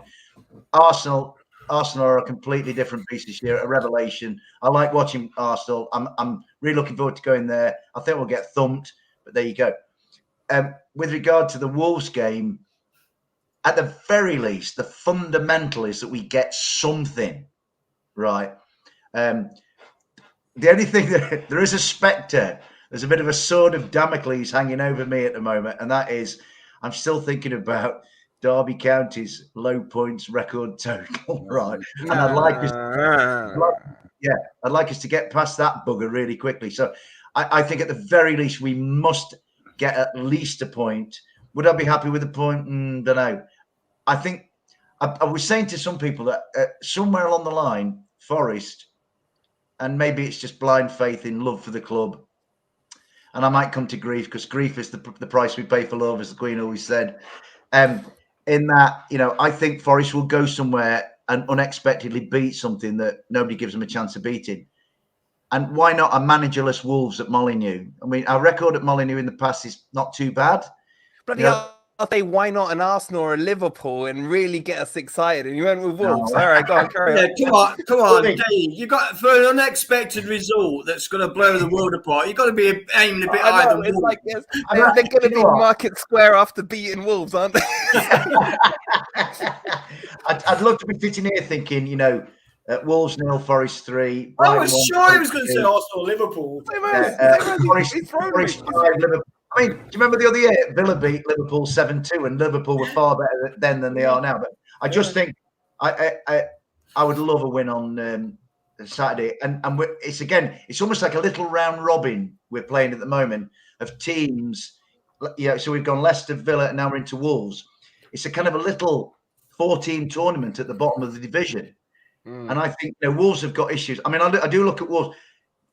I mean, really, if you ask me objectively, I look at Leicester, Villa, and Wolves, and I think they've all got better players than we have. Leicester have got Maddison, he'd walk in our team. Villa have got Coutinho, who we'd love to have. Wolves have got Ruben Neves, and they've got Jesse Lingard. Yeah, well, but it's a good point, Ant. Thank you for that. A must win. Yeah, do you know what? Every game for us has to be a must win now. Yeah, it must be. Must win. They've certainly got to go to Molineux and think, let's have a crack at them. The only problem is at the moment, it's like you can apply the same phrase to Steve's substitutions, and you could apply the phrase to Forest, whether they press and go forward, leave gaps at the back, or they sit conservatively in a block. It's almost damned if they do, damned if they don't. So in a way, damned them, probably shouldn't be damned, just go for it. But yeah, I think Saturday, given what's coming after, well, let's put it like this. I think the next 4 games is our best opportunity for points. That's a good way to put it. Rads, Are you happy with 1, 3, or 0? I don't know. Maybe you want a loss. Yeah, you know what? Let's have a loss. Yeah. No, Let's not back at the all. boys. Yeah. Not at all. I'll be happy with a loss. Anything below 5 You know 0 what? loss Before I for come me. on to Rads, someone in my comments on the video yesterday, after they saw the team sheet, said, "I'll be happy with a good performing 1-0 loss against Villa yesterday," which cracks me up. I can't remember who it was. I apologize, but it absolutely cracks me up. Sorry, That Rads. only applies to Manchester City away, that. Nowhere else. Hey, me and you said 5-2, Dave. We'll never live it down. Sorry, Rads. Hey, Rads. actually, while I'm on, will be when Dore asked me when I got in the Etihad that night, and I was a bit late, and he goes, "What's your score prediction, Dave?" And I went, "Well, I've got it on very good authority," and I said 5-2, and Dore went, "Are you effing mental?" I went, "No, I've been convinced." You got in late. I think they were already 1-0 up by the time you'd sat down. No, actually, it was It's all right, Dave. It convinced me we were finishing 4th, and I backed him. Hey, no one's given out any titles yet. Yeah, mathematically we can still. Now do we're it. talking about beating Derby's bloody record. All right, let's bring this back to sense with the most mature one here, Rads. Would you be happy with the loss on Saturday? I'll be honest. No, I don't really want to be losing any game. To be honest, All right, that's good. You're still a Red. I like that. Right, let's move true on. Forest fan, that. Positive mentality. Well, I mean, I think if we weren't on such a poor run, I'd take a draw against Wolves most days. Really, I definitely take a draw, but I think we need to be winning as soon as possible. And Wolves haven't got a manager; they're only one place above us, so it's a huge opportunity. What concerns me though is we said this against Leicester and Bournemouth and Fulham, and that didn't go very well. So, and even Villa. So that doesn't make me think, right, big opportunity here. I think we can actually win because we've literally made a mess of it against teams that are arguably worse than Wolves. But regardless, it's a big opportunity and we have to try and take it. And I think albeit certainly not perfect performance against Villa, but better performance, I think it will hopefully just make us at least a little bit more competent at Molineux this week. But answer the question: must win or draw is acceptable? I'd probably say draw is acceptable, but ask Morgan Gibbs White. Yeah. I mean, it'd be great if he knows that team better than anyone. So I think hopefully he can actually have a proper impact and get a goal. But I think particularly we need to beat Wolves when you realise the next 3 games, like we're saying, Liverpool may be in a bit of a poor situation for them, but they're still better than Forest, really. Brighton are very strong, and obviously Arsenal are looking stronger than they've looked for a very long time. So it's a game where probably based off that, it is a must-win, to be honest. But okay, and I'm about to bring you in, but we got someone here. I don't know if you guys have ever heard of this weirdo. Do we want to try? Are you guys still okay for time? Or does anyone need to leave, or what we say? This is just whenever. Yeah, I'm enjoying it. It's good. Yeah. And if anyone needs to go, just go. Yeah, fine. Yeah. Ez, get your ass on here, mate. And there's this. I don't know. This guy's new to the channel. Has anyone heard of him? Who's that? Dore on tour. I don't know. I'm trying to look at his profile pic. It's just so ugly that I can't really make out the face. Dore, if you want to jump on as well, I know you've been streaming. Jump in, buddy. Jump in. But so I hope you had a good stream as well, Dore. And maybe we need to talk about our timings going forward. Excuse me, I've just got to do a little bit of streaming myself. Good one, Dave. Oh, mate. I like it. Good segue. All right. And I want you to answer the question because I can't remember what the question was. I hope you can remember. And then I'm going to ask Ez. Yeah. What was the... Oh, is it must win? Is it must win? Before I answer the question, there's a comment that says, we want consistency. We've had consistency the last 5 games. What's he on about? Consistently shit, yeah. Different type of consistency. Right. Wolverhampton Wanderers. I would accept a draw because we're desperate for points. We can't, turn down any points. Wolves are an awful side. They can't score. They've got good players, but for whatever reason, they're not functioning. They can't score. And if it were me, I'd play that team that I put out and you put out earlier, Wolverine. Yeah. But I don't think Steve will. I think Steve will play a similar game to the one he plays so that we don't lose. And I think he'll end up 0-0. 0-0. But is that okay to have? As I've mentioned, Brighton, Liverpool, Arsenal. Yeah. Where you seeing the points here is probably the bigger term question that I'm actually asking it.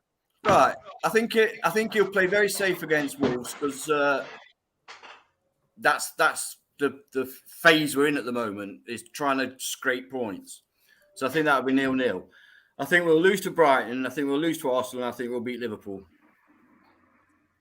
Okay. And we got Ed now. I don't know. Bigger. There we go. Okay. Wolvie, put that last comment back up. It was brilliant.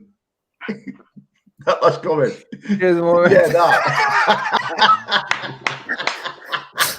I mean, to be honest, boys, we could have sat here silently and there would have been more action here. Yeah. You wash your hands. Absolutely, Dean. I did. I'm a man of hygiene. All right. Well, we've got YouTube's whore on here. He's just been on Dore's channel, and now I'm getting the second slopping comment. Oh, is that where he's been? I was going to kill myself. I'm back with my tail between my legs, guys. My God, what's that? I don't know. This stream is definitely going X-rated. He's just got me banned on YouTube. Ez, if my channel shuts down, you owe me. And speaking of, look, now this is a proper stream. Now this is a proper Yang's on there. Where did he come from? No, you could be photo bombed. You've been stream bombed, mate. What's going on? Wait. What's going on? Wait. Why is Dave on here? Why is Rads on here? Why is Anthony on here? Why is Ed on here? Oh, mate. Dore, I pay them. Dore, I pay them. Right. YouTube, I'm gonna get your channel banned. What's going on? Don't worry, Ez has done that. He just flashed, man. I'm gone after today. Guys, I love you all. Yeah, but Ez has just got me at least demonetized. Dave, what are you doing, Dave? I've got no life. These guys are giving me some kind of reason to live. I cannot thank them enough. Wolverine, has Dave took over your channel yet? No, Amtaz. What? I missed that. What? What have I been accused of? I saw Ant last night, and he said he was going to use today to chill out, get his breath back, and rest. And he's done nothing of the sort tonight. Well, He's de-stressed. I think. I won't stay for long, people. I miss Dave. I miss Ant. I don't miss Rads because. He meant to. Rad, are you streaming? Because he's got a YouTube channel. Dave, Rad, are you live from your bedroom? Just want to tell you that. Confirm. Yeah. Okay. It's just a silhouette of him. I've put a cutout just to make the panel look better looking. Yeah, this is a green screen. Yeah, shout out to Rad. This is like the travelling Wilburys of Nottingham Forest. This. Yeah, how's everyone feeling, man? How's everyone feeling, man? Well, They've been great. He's taken over, Wolverine. You can go now. Yeah, Wolverine, go. We didn't need you. Keep in the comments. YouTuber here. Thank you guys for tuning in. Dore, sort me out. You can do the rest of the stream. I'm taking over to people. Make sure everyone subscribes to Rads. Make sure everyone subscribes to me. If you haven't subscribed to me and Rads, please do. Forget Wolverine. This is the Dave show. This is the Ant show. Let's take over the show, people. This is right. We've had enough already. We've had enough of Wolverine. This is Rads. What should we talk about, Rads? Forget Wolverine. We don't need him. I'm not a true fan, mate. I'm an armchair fan. Forget because all it is, people. I'm a Z-lister. They called me and Des Oldham. Shout out to Des. Whoa! Shut up a second. Z-lister. You fucking American as well, man. They call us the Z-listers. We're the Z-listers. So it's all good though. At least I'm in the list. Celebrity Squares. We're back on that. That's Wolverine's favourite show. Quality, mate. It's all good, people, man. This is why we love YouTube, because we talk to people, Forest fans like you, highs or lows. We're here. That's the commoners. That's all that matters, people. What I will say before we get back on thing, since Dore joined, the number of the viewers has gone down, man.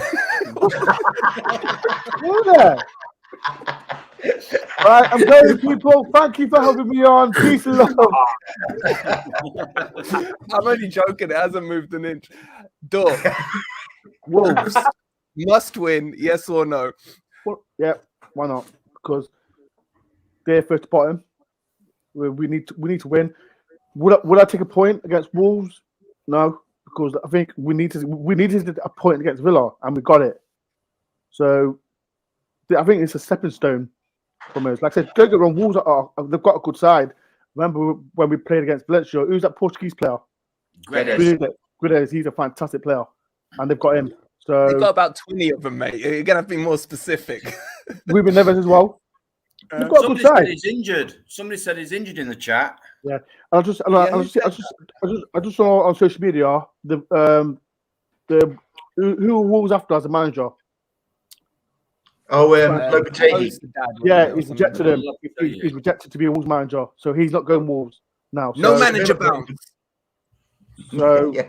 Maybe the point is it's fantastic for us, but why not? Me and Dave will be there to support the club. Why not? We've got plus as well. We've got a good record at Wolves.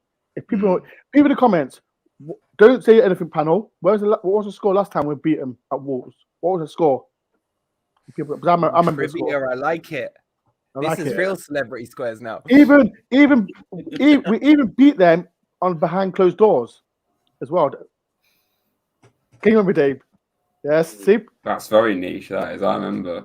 Can you remember that, Rads? Lovely word. Yeah, it's friendly, I remember. Yeah, see?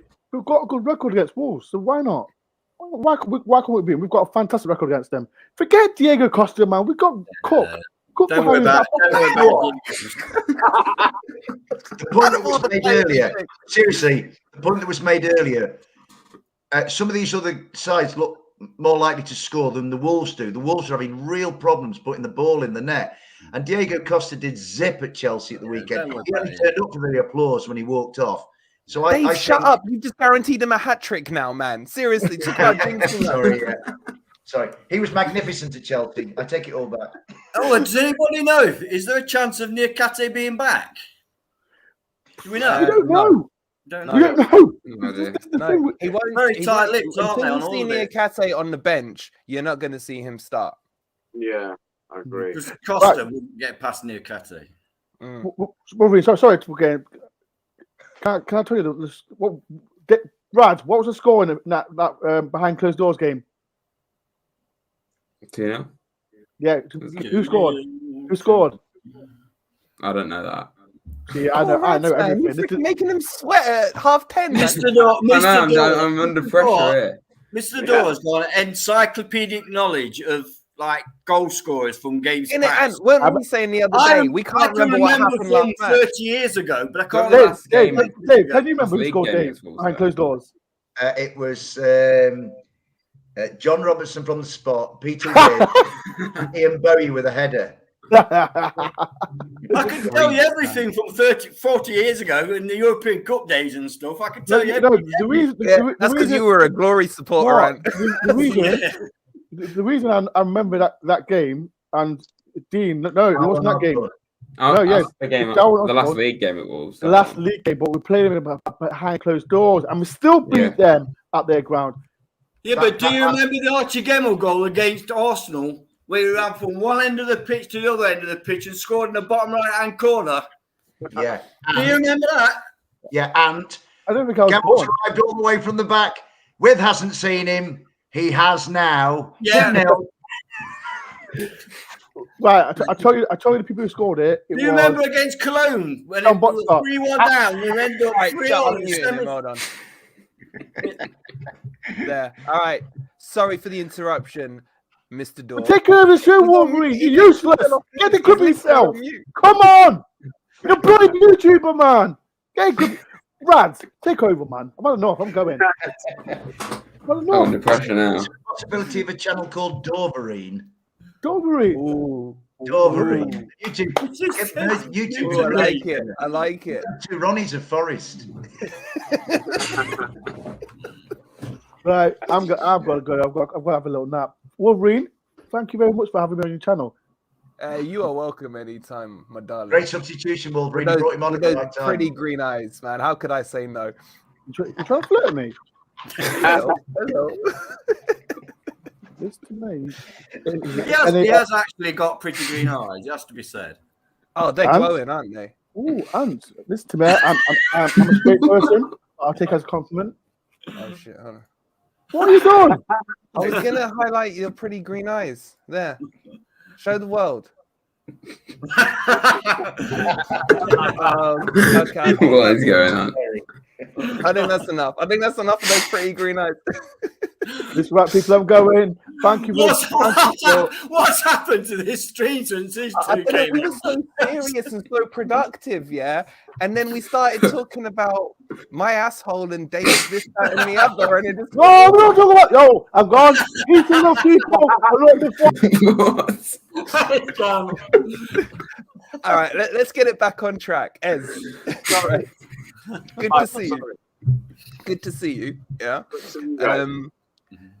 The question was something along the line, is it a must-win match against Wolves? I can't remember anymore. Yeah. Is it a must-win match? Would you happy with a draw, or like Rads, would you want to defeat? Yeah, I want to defeat, definitely. I don't think it's a must-win game, but ideally, I think they're there for the taking. I think they're so lacking confidence right now. A bit like Villa last night. I think if we weren't on such a bad run, I think we would have come out a bit more positive in that second half yesterday. But I think, and you'll see by the lack of substitutions made in the second half, I think people was happy to have what he held yesterday. They were happy to get out of there with a point yesterday. But Wolves, I'd love a win because I think we've got it's a busy week next week. You know, Saturday, Tuesday, Saturday against. It's going to get harder and harder as well. So it'll be nice to start the week off with a win. But I'll take a point. I will take a point right now. If that's all right. Let me stop you there. Right. If you take a point, where are you seeing the next points coming from? You know what? I think Anne said it tongue in cheek, but I'm kind of like, I think we can surprise Liverpool. I know that sounds. You're just saying that because your brother supports them, mate. Think of your head here. Yeah? It's the first game. It's the first game I looked out for on the fixtures came out, and I want it. I want it more than I want that win more than anything else this season. I think mate. I've already experienced the brother versus brother, and it didn't go well. Yeah, so don't hold your hopes up. Yeah, I had to take the L for the Spurs one. I know this one. I'm gonna have to. I owe him one for last year because the FA Cup game. I think we were a better team. I think we were bigger. Liverpool, Liverpool, yeah, got it. Because I've never seen that wavy before. But anyway, So I think we don't get the win against Wolves on a weekend. Brighton's going to be a tough one, but they're on a bit of a bad patch, kind of at the moment. They've got a new manager coming in, so there's a chance of getting something out of that game, but you never know, mate. You never know. We're surely going to surprise somebody this season, one of the big teams, and let's do it at home against Liverpool. Why not? Okay. Who haven't I asked this question to? You've done everyone. I've done everyone. All right, good. I'm gonna ask just Ez one more question on that. How many points do you think we're gonna have after the Arsenal match? Wait, which is the last one? It's the Arsenal, isn't it? Palace is the last game, isn't it? Before I know. I'm just saying after this next 4, yeah. Okay. How many points would you be happy with? Well, let's say out of the next 4 games, how many points would I be happy with? Yes, that's the better way of phrasing my question. Thank you. It's all right. Sorry. I'd be happy. I'd be content with 4 points. I'd be happy with 6 points out of that 4, to be honest. But yeah, I'd take. And how many do you think we will get? I think we'll get 4. 4. So that puts us on 9. Dave. What about you? What say you on ye even? Namtaz, I'm not. trying to push. I mean, I'd be happy with 12. Obviously, we all would. I'd be Not like bad. I'd be reaching. No. I'd be reaching the realms of Zero. pure ecstasy. But I would be happy with 4. I'd like a win this weekend and then a point at Brighton. I can't see us getting anything from Liverpool or Arsenal, if I'm being honest. So 4 from 4. these. So Failing you're saying that, 9. failing that too. Okay, so between 9 and 7 points will be on. And If I'm purely using my head and logic and football knowledge, you have the ability. Guys in the chat, sit down, get ready. Here comes Ant Logic. Let's do it. I would like. I think we could get 4. I think we will get 1.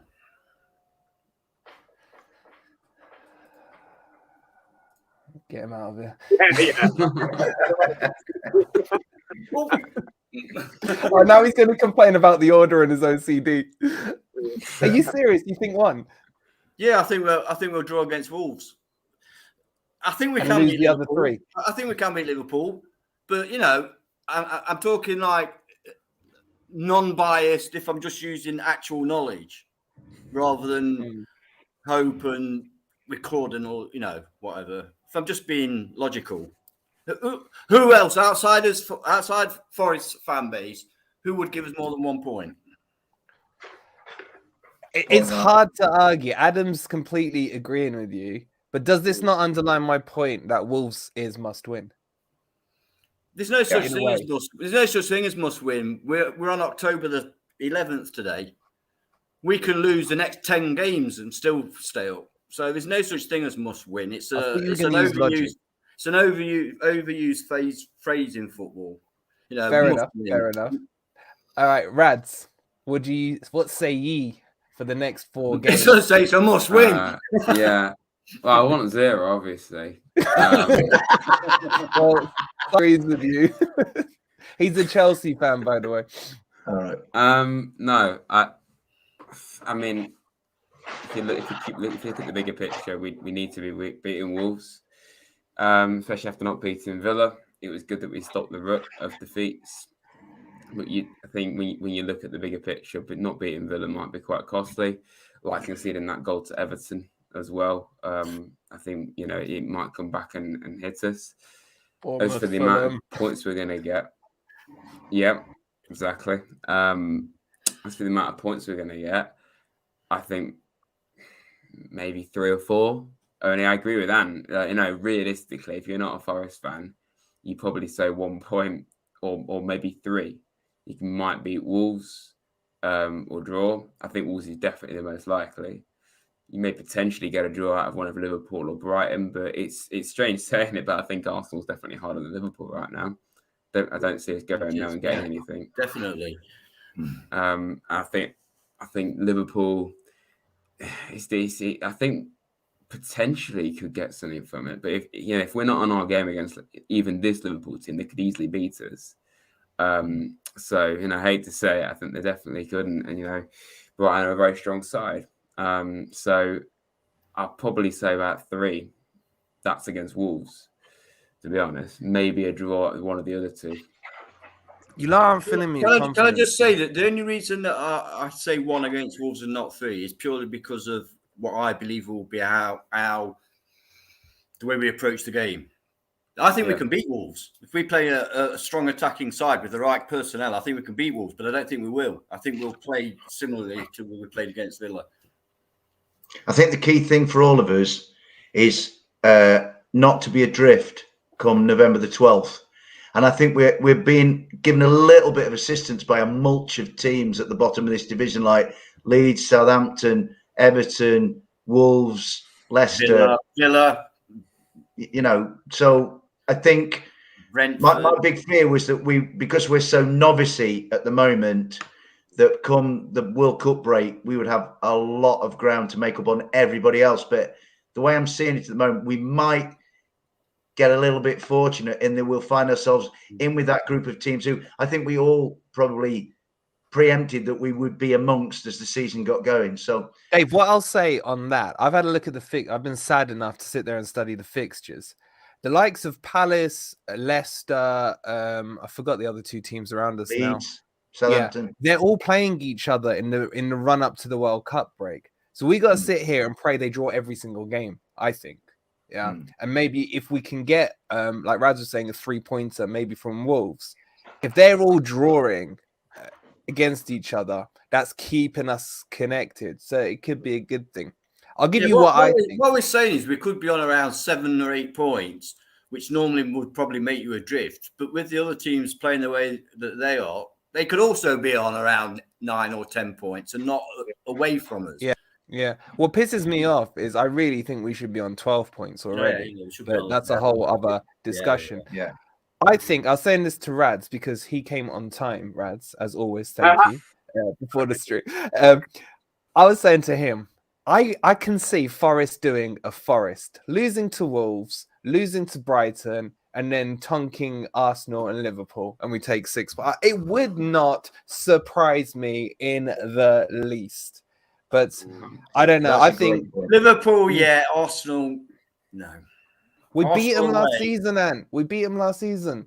Did you see? Have you been watching Arsenal this season? Unfortunately, my son supports them, so I've seen pretty much all their matches. I tell you what, they're not a Conte team. Tell you what, they're more a Southgate team. They're more a Southgate. Now, Arsenal are a different beast entirely this year. Yeah. I thought they were excellent against Liverpool. What I will say about far more scared of Arsenal than Liverpool. What Arsenal? I like I said, my youngest supports them, and I see a lot of them. They have a formidable 11, but they don't have the depth. If they lost Saliba or Partey, who's a walking injury, or Jesus, one of those 3 players or 2 of those, I don't really see the depth in their squad. Now, I'm not saying Forest will go and tonk them if those 3 are out, but that could cause the imbalance. They've Wolverine, got a good. If they lose Saliba, all they've got to do is put Ben White into Saliba's position and put Tommy Asso on right. Not a problem. They call him Ben Shite at centre back, so Ben White's brilliant. He's been decent. Huh? What do you say, Ez? No, I said he's been decent for them, but to be honest, so was Odegaard. You take him out of their team right now. You put you put Fabio Vieira in. Yeah. Okay. I think we'll start wrapping up. I've got 2 questions. I'll worry about Arsenal. They're good. 2 questions to wrap up the stream. Early prediction score on Wolves that you're not going to be held to, and who was your man of the match yesterday? I'm going to come to Ez. Oh God. Right. So obviously I've just been on somebody else. So I'm not going to give a different answer to what I said for man of the match, but what I actually went with Toffolo. Everyone was saying Yatesy, but I think Toffolo, for the amount of games he's missed, I think he was as good as anybody else. I don't think anybody actually stood out yesterday. I know there's something you've touched on earlier today, I think, Wolf, but with Yatesy, he's either the worst player in the world or the best player in the world. There's no middle ground with him. He wasn't world class. In the fans' opinion, Yeah, he wasn't amazing yesterday, but he was solid. And the formation suited him, the way we played suited him. It suited Chiarte and Freuler as well yesterday. But they did their job. They stayed in their position. And I've never seen us so compact. I'm sure Dave and Rads noticed. I'm sure you guys noticed it on the TV. But I've never seen us so compact. There was no gap in that midfield, unlike what the field that we left open for Maddison and Leicester to plough through. But so it was a different shape yesterday. They stuck to the plan, and I thought Toffolo was as good as anybody else yesterday. I don't think anybody really stood out, but we were solid and they did their jobs, and for that, he got my vote for yesterday. And your score prediction for Wolves? For the Wolves game, I'm going to an early feel. I do actually think we're going to win. I'm going to go with a 1-0 win. I think they're really fragile. I think we'll soak up the pressure from first half hour, and their fans will get on their backs, and then we'll nick a late goal. That's what I'm predicting for Saturday. MG Dub, and he celebrates with a shush. Oh, that would kill it. And that was the other one, just to finish it off. MG Dub. All right, Dave. We'll go around the. My man of the match last night, lads, was Remo Freuler. I thought he was very busy, neat and tidy. He looked one of those player when you've got a guy on your side who does the unspectacular stuff. He knits the team together, and I really enjoyed watching Remo Freuler last night. I thought Rads, you weren't a big fan, yeah.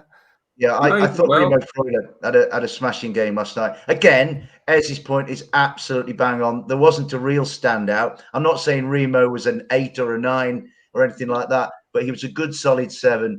Really like what he did. Really like what he brought to the team. With honourable mentions for Emmanuel Dennis, I thought Harry Toff did all right. Again, they were all much. But I'm going for Remo Freuler. Saturday, I think we're going to suffer. I think Wolves will have a lot of possession, but they'll bang their heads against a brick wall. And I'm going to write a script for you, a Hollywood script. Morgan Gibbs-White to score the winner 2 minutes from time. I'd love it if we beat him. Love it, in the words of Kevin Keegan. I love it. Just before we come on to Anson it, guys, I've just looked at the likes. 57 likes. Hit that like button and give me your score predictions and your man of the match, and we'll bring them up on screen. Hopefully that's given Ant enough time to count maybe 2-0 or something on his fingers. And score prediction and the match from yesterday. Very difficult, wasn't it, to get a man of the match yesterday? It was much of a muchness. I like Ez's idea of Toffolo. I'd not really thought about that, and I think he had an excellent game, in that performance. But I'll probably give it Yatesy. I think that he played well. You're going to give it to Yates, and then you want to drop him for Wolves. No, I'm putting him in right. Oh, sorry. Oh, is Omai in there? Is Omai still in there? Because we've got to ask Ez for him. But anyway, sorry, carry on. Like I say, it could be Remo, it could be Freuler, it could be Dennis, could be Toffolo, could be Yates. Sounds like we're all great. No, they were all very average, in my opinion. Score on Saturday is entirely. You cannot possibly predict that match because it's entirely down to selection and formation, isn't it? If we play the same side as last night with the same formation, 0-0, 1-0 either way. If we play the selection that I made, we probably win 4-0. God help us. We probably win 4-0. Okay, fair enough. Rads. Yeah. Rads. And on that bombshell. Yeah, Rads, follow that, mate. I don't know if I can. I'm man of the match. Partridge. I probably agree with what everyone's been saying, really. Want a Toffolo or Freuler or Yatesy, to be honest. I think all did very well. Freuler, like I said, I've been critical of him. I don't think he was that good against Fulham or Leicester. But he looked a really good player yesterday. Did the simple things well, and that's all you can ask of. I think the fact that we were more obviously compact, more defensive, I think it actually suited him better. Yates obviously did the dirty work. He did some really physical stuff actually. Yates, he doesn't normally do that all the time, so I think he did really well with that. And Toffolo, Wolverine's going to hate me, but I think he was significantly better than Lodi. But I think Toffolo is definitely going to be starting for me. My score prediction. Wait, who's your man in the match? Toffolo. I'd probably go with You kind of named the whole team. I got lost. Yeah. Yes, I was talking about Freuler, Yates, and Toff, but I'd probably go with Toffolo. Okay. Score prediction, mate. Hit us. It is down to selection, but if we're looking at, it's difficult for me to say this because, like we said about the other teams recently, have been struggling and we didn't beat any of them. But Wolves are really struggling to score goals. They haven't got a manager. So I think it is a very big chance for us. So I think if we do win, it'd be very narrow, 1-0 maybe. It could be a goalless draw very easily based off how both of us are. But I'll go with 1-0 Forest. 1-0 Forest. Okay. Let me give you mine. And I'm going to unite us all with my man of the match, yeah? And I don't think anyone of you can argue, because I think it was his most improved performance yesterday, to the point where I know, Dave, you were saying most of them was 6s, 5s, and 7s, yeah? This guy was a 10 out of a 10. Jesse Lingard for man of the match yesterday. Best performance he's had all season for me. Guys in the chat, surely you agree with me. So, I do. Joking aside, my man of the match was Morgan Gibbs-White. I feel Yeah. he plays like Yes, he sure. was born and bred in Nottingham. Everyone always goes Yeah. on about the Forest, but he's until he opens his mouth and you hear that bloody, I hate the Brummie accent, but on him it's fine. You'd not know he wasn't from Nottingham. And for me, he's trying things, trying to take people on, playing progressive balls. I saw all that yesterday. And the other, I'm seeing nice progress, game on game, improvement, game on game. So joking aside, Lingard, I still love you, but you're playing in your right position now. Morgan Gibbs-White was my man of the match. In terms of the Wolves one, my head says I'm scared. My heart says we should win. My head says, remember what you were thinking before Bournemouth, Fulham, Everton, Leicester. My heart says they're there for the taking. If we put, I would say, any of the 4 teams that between us we came up with today in that formation, I think we got a good shot. I really do. So I do agree with what Rads was saying. If the team selection and formation is key. What I think we will definitely see is a 4 at the back. I really was proud of Cooper that after getting tonked at Leicester, that he didn't revert to type and panic and go to a back 3, and he held on with the back 4. For me, that shows balls, and I was pleased with that. And I think it will also mean we will see a back 4 going forward. I'm going to go 1-0, Morgan Gibbs-White, celebrates with a shush. I'll change my mind by tomorrow. All right, guys, just to wrap it up, we've got to ask Ez the question from Oh My, which blew Ant's mind. Yeah, go on. Ez, would you, in the absence of Niakate, would you play Yates in the back? No. All right, Ant, you asked the question. Right. The guy asked whether he thought Yates could play in central defence. And I thought about it. And I thought, I quite like the idea of Niakate on the left, Yates on the right as a central pair. And I said it was plausible. Okay. And you want my opinion on that? Yeah. Well, Oh My wants your opinion. He started this debate and it went crazy. Oh my. I don't think we need to go there personally. Surely we've got enough. We've signed more central defenders than any other position, didn't we? I don't know. Yeah, but they're all slow and crap. Well, yeah, but they're all French, and apparently Forest don't like the French. I think it's desperate, to be honest. I don't think we need to go there personally. Worrell's got to be. What? Yeah, listen. I called Worrell out early on as much as anybody else did because I didn't think he was up to the pace of it. Right now, I'm feeling sorry for Worrell. You know, I'm feeling that he should be getting a chance ahead of Cook. You know, he's got his captain's armband taken off him. No, I don't think we need to put Yates in there. I think Yates needs to.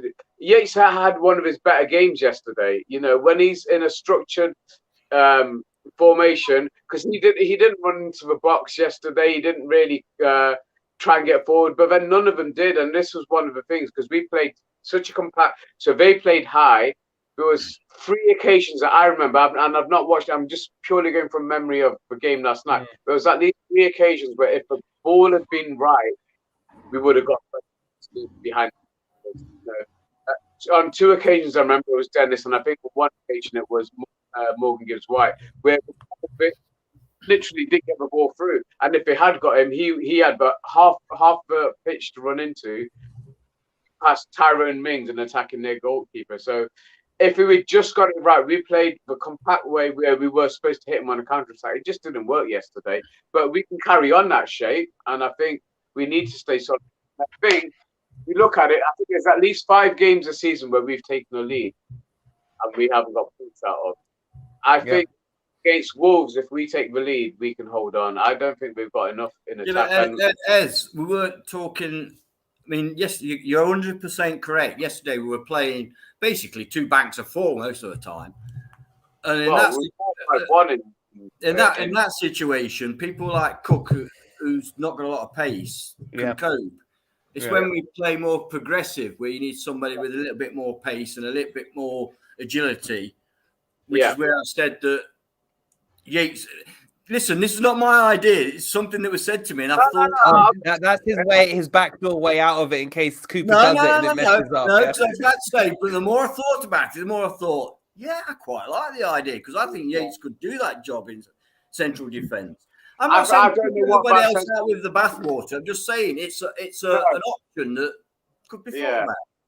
It could be, but then I don't know what message that gives to Worrell, Biancone, even Cook.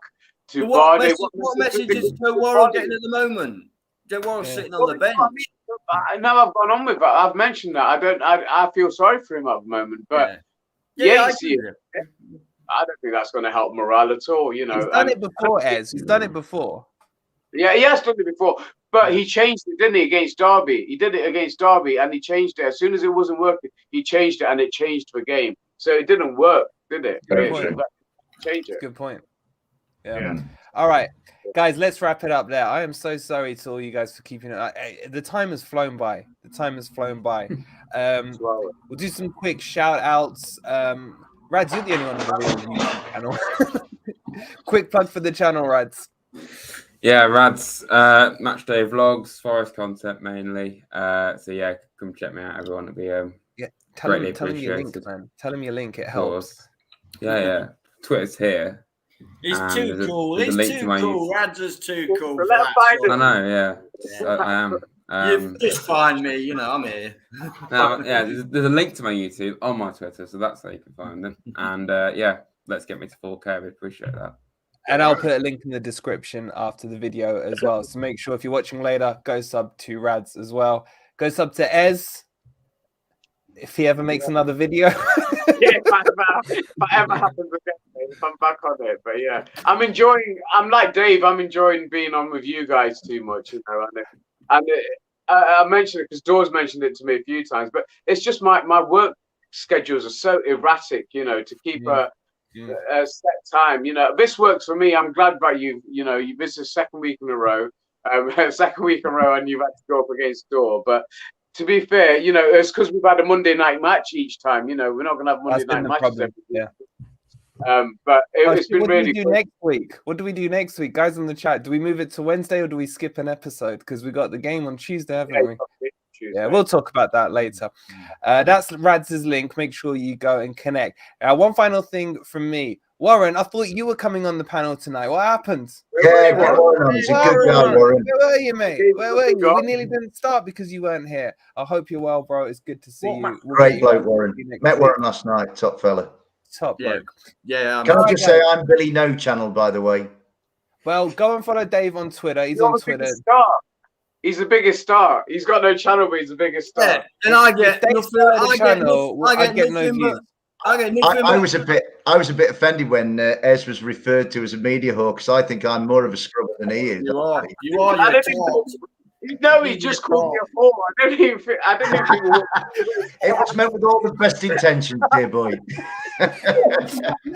You know what, Dave? You know, Wolverine. All he says to me is, "Oh, we're going to have YouTubers on. Oh, an Ant as well." And then it's only time. Hang on, Dave's not got a channel either. Do you know what? Is it me that gets it? Do you know what? I was on Olympiacos a couple of weeks ago with two. I saw you. And those two. There was Costa in Brussels, Harry in Baltimore. I'm in Stoke-on-Trent, the most unfashionable place. And he goes, "Where can we find you, Dave, on YouTube?" And I went, "You can't, lads. I don't do anything."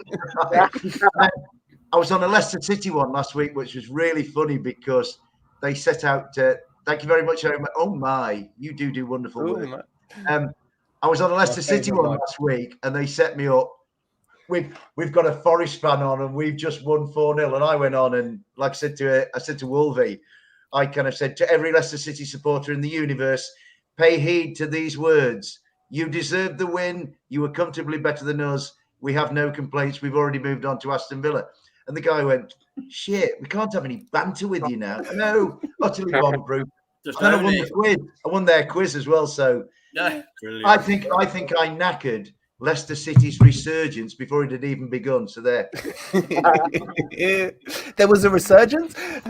Yeah, Exactly. Good point.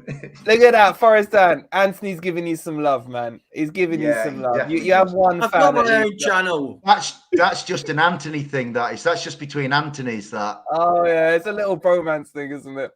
Same names. All right, and follow Ant on Twitter. Go check out his music channel. Well, You want to plug it or not? No. It started off a music channel, and then it kind of went into a bit of a Forest thing. But I just put the odds. I'm about 4 matches behind on the editing, on my little vlogs. They're not professional. You like just get to the Bournemouth match. No one wants to see that one, man. Yeah, but It's gone, man. yeah, I know, but I do other. Yeah, I get other. Anyway, whatever. What I'm are you not- editing with? it's You, not a you're channel, uploading it's it on not a channel, dial-up it's or not a something, channel. man. It's not a channel. It's just my own personal crap. All right, let me let the people go. Guys, thank you so much for watching. Hit the like before you leave. I really hope you've enjoyed this video. I've had an absolute blast. I'm sorry it's gone on for like 2 hours. Subscribe to everyone. We'll be back tomorrow with the Daily Forest videos and Time probably for some the other after stuff. party, lads. Yeah, crack out the drinks. Have a good night and come on, you Reds. You Reds. You Reds. You Reds.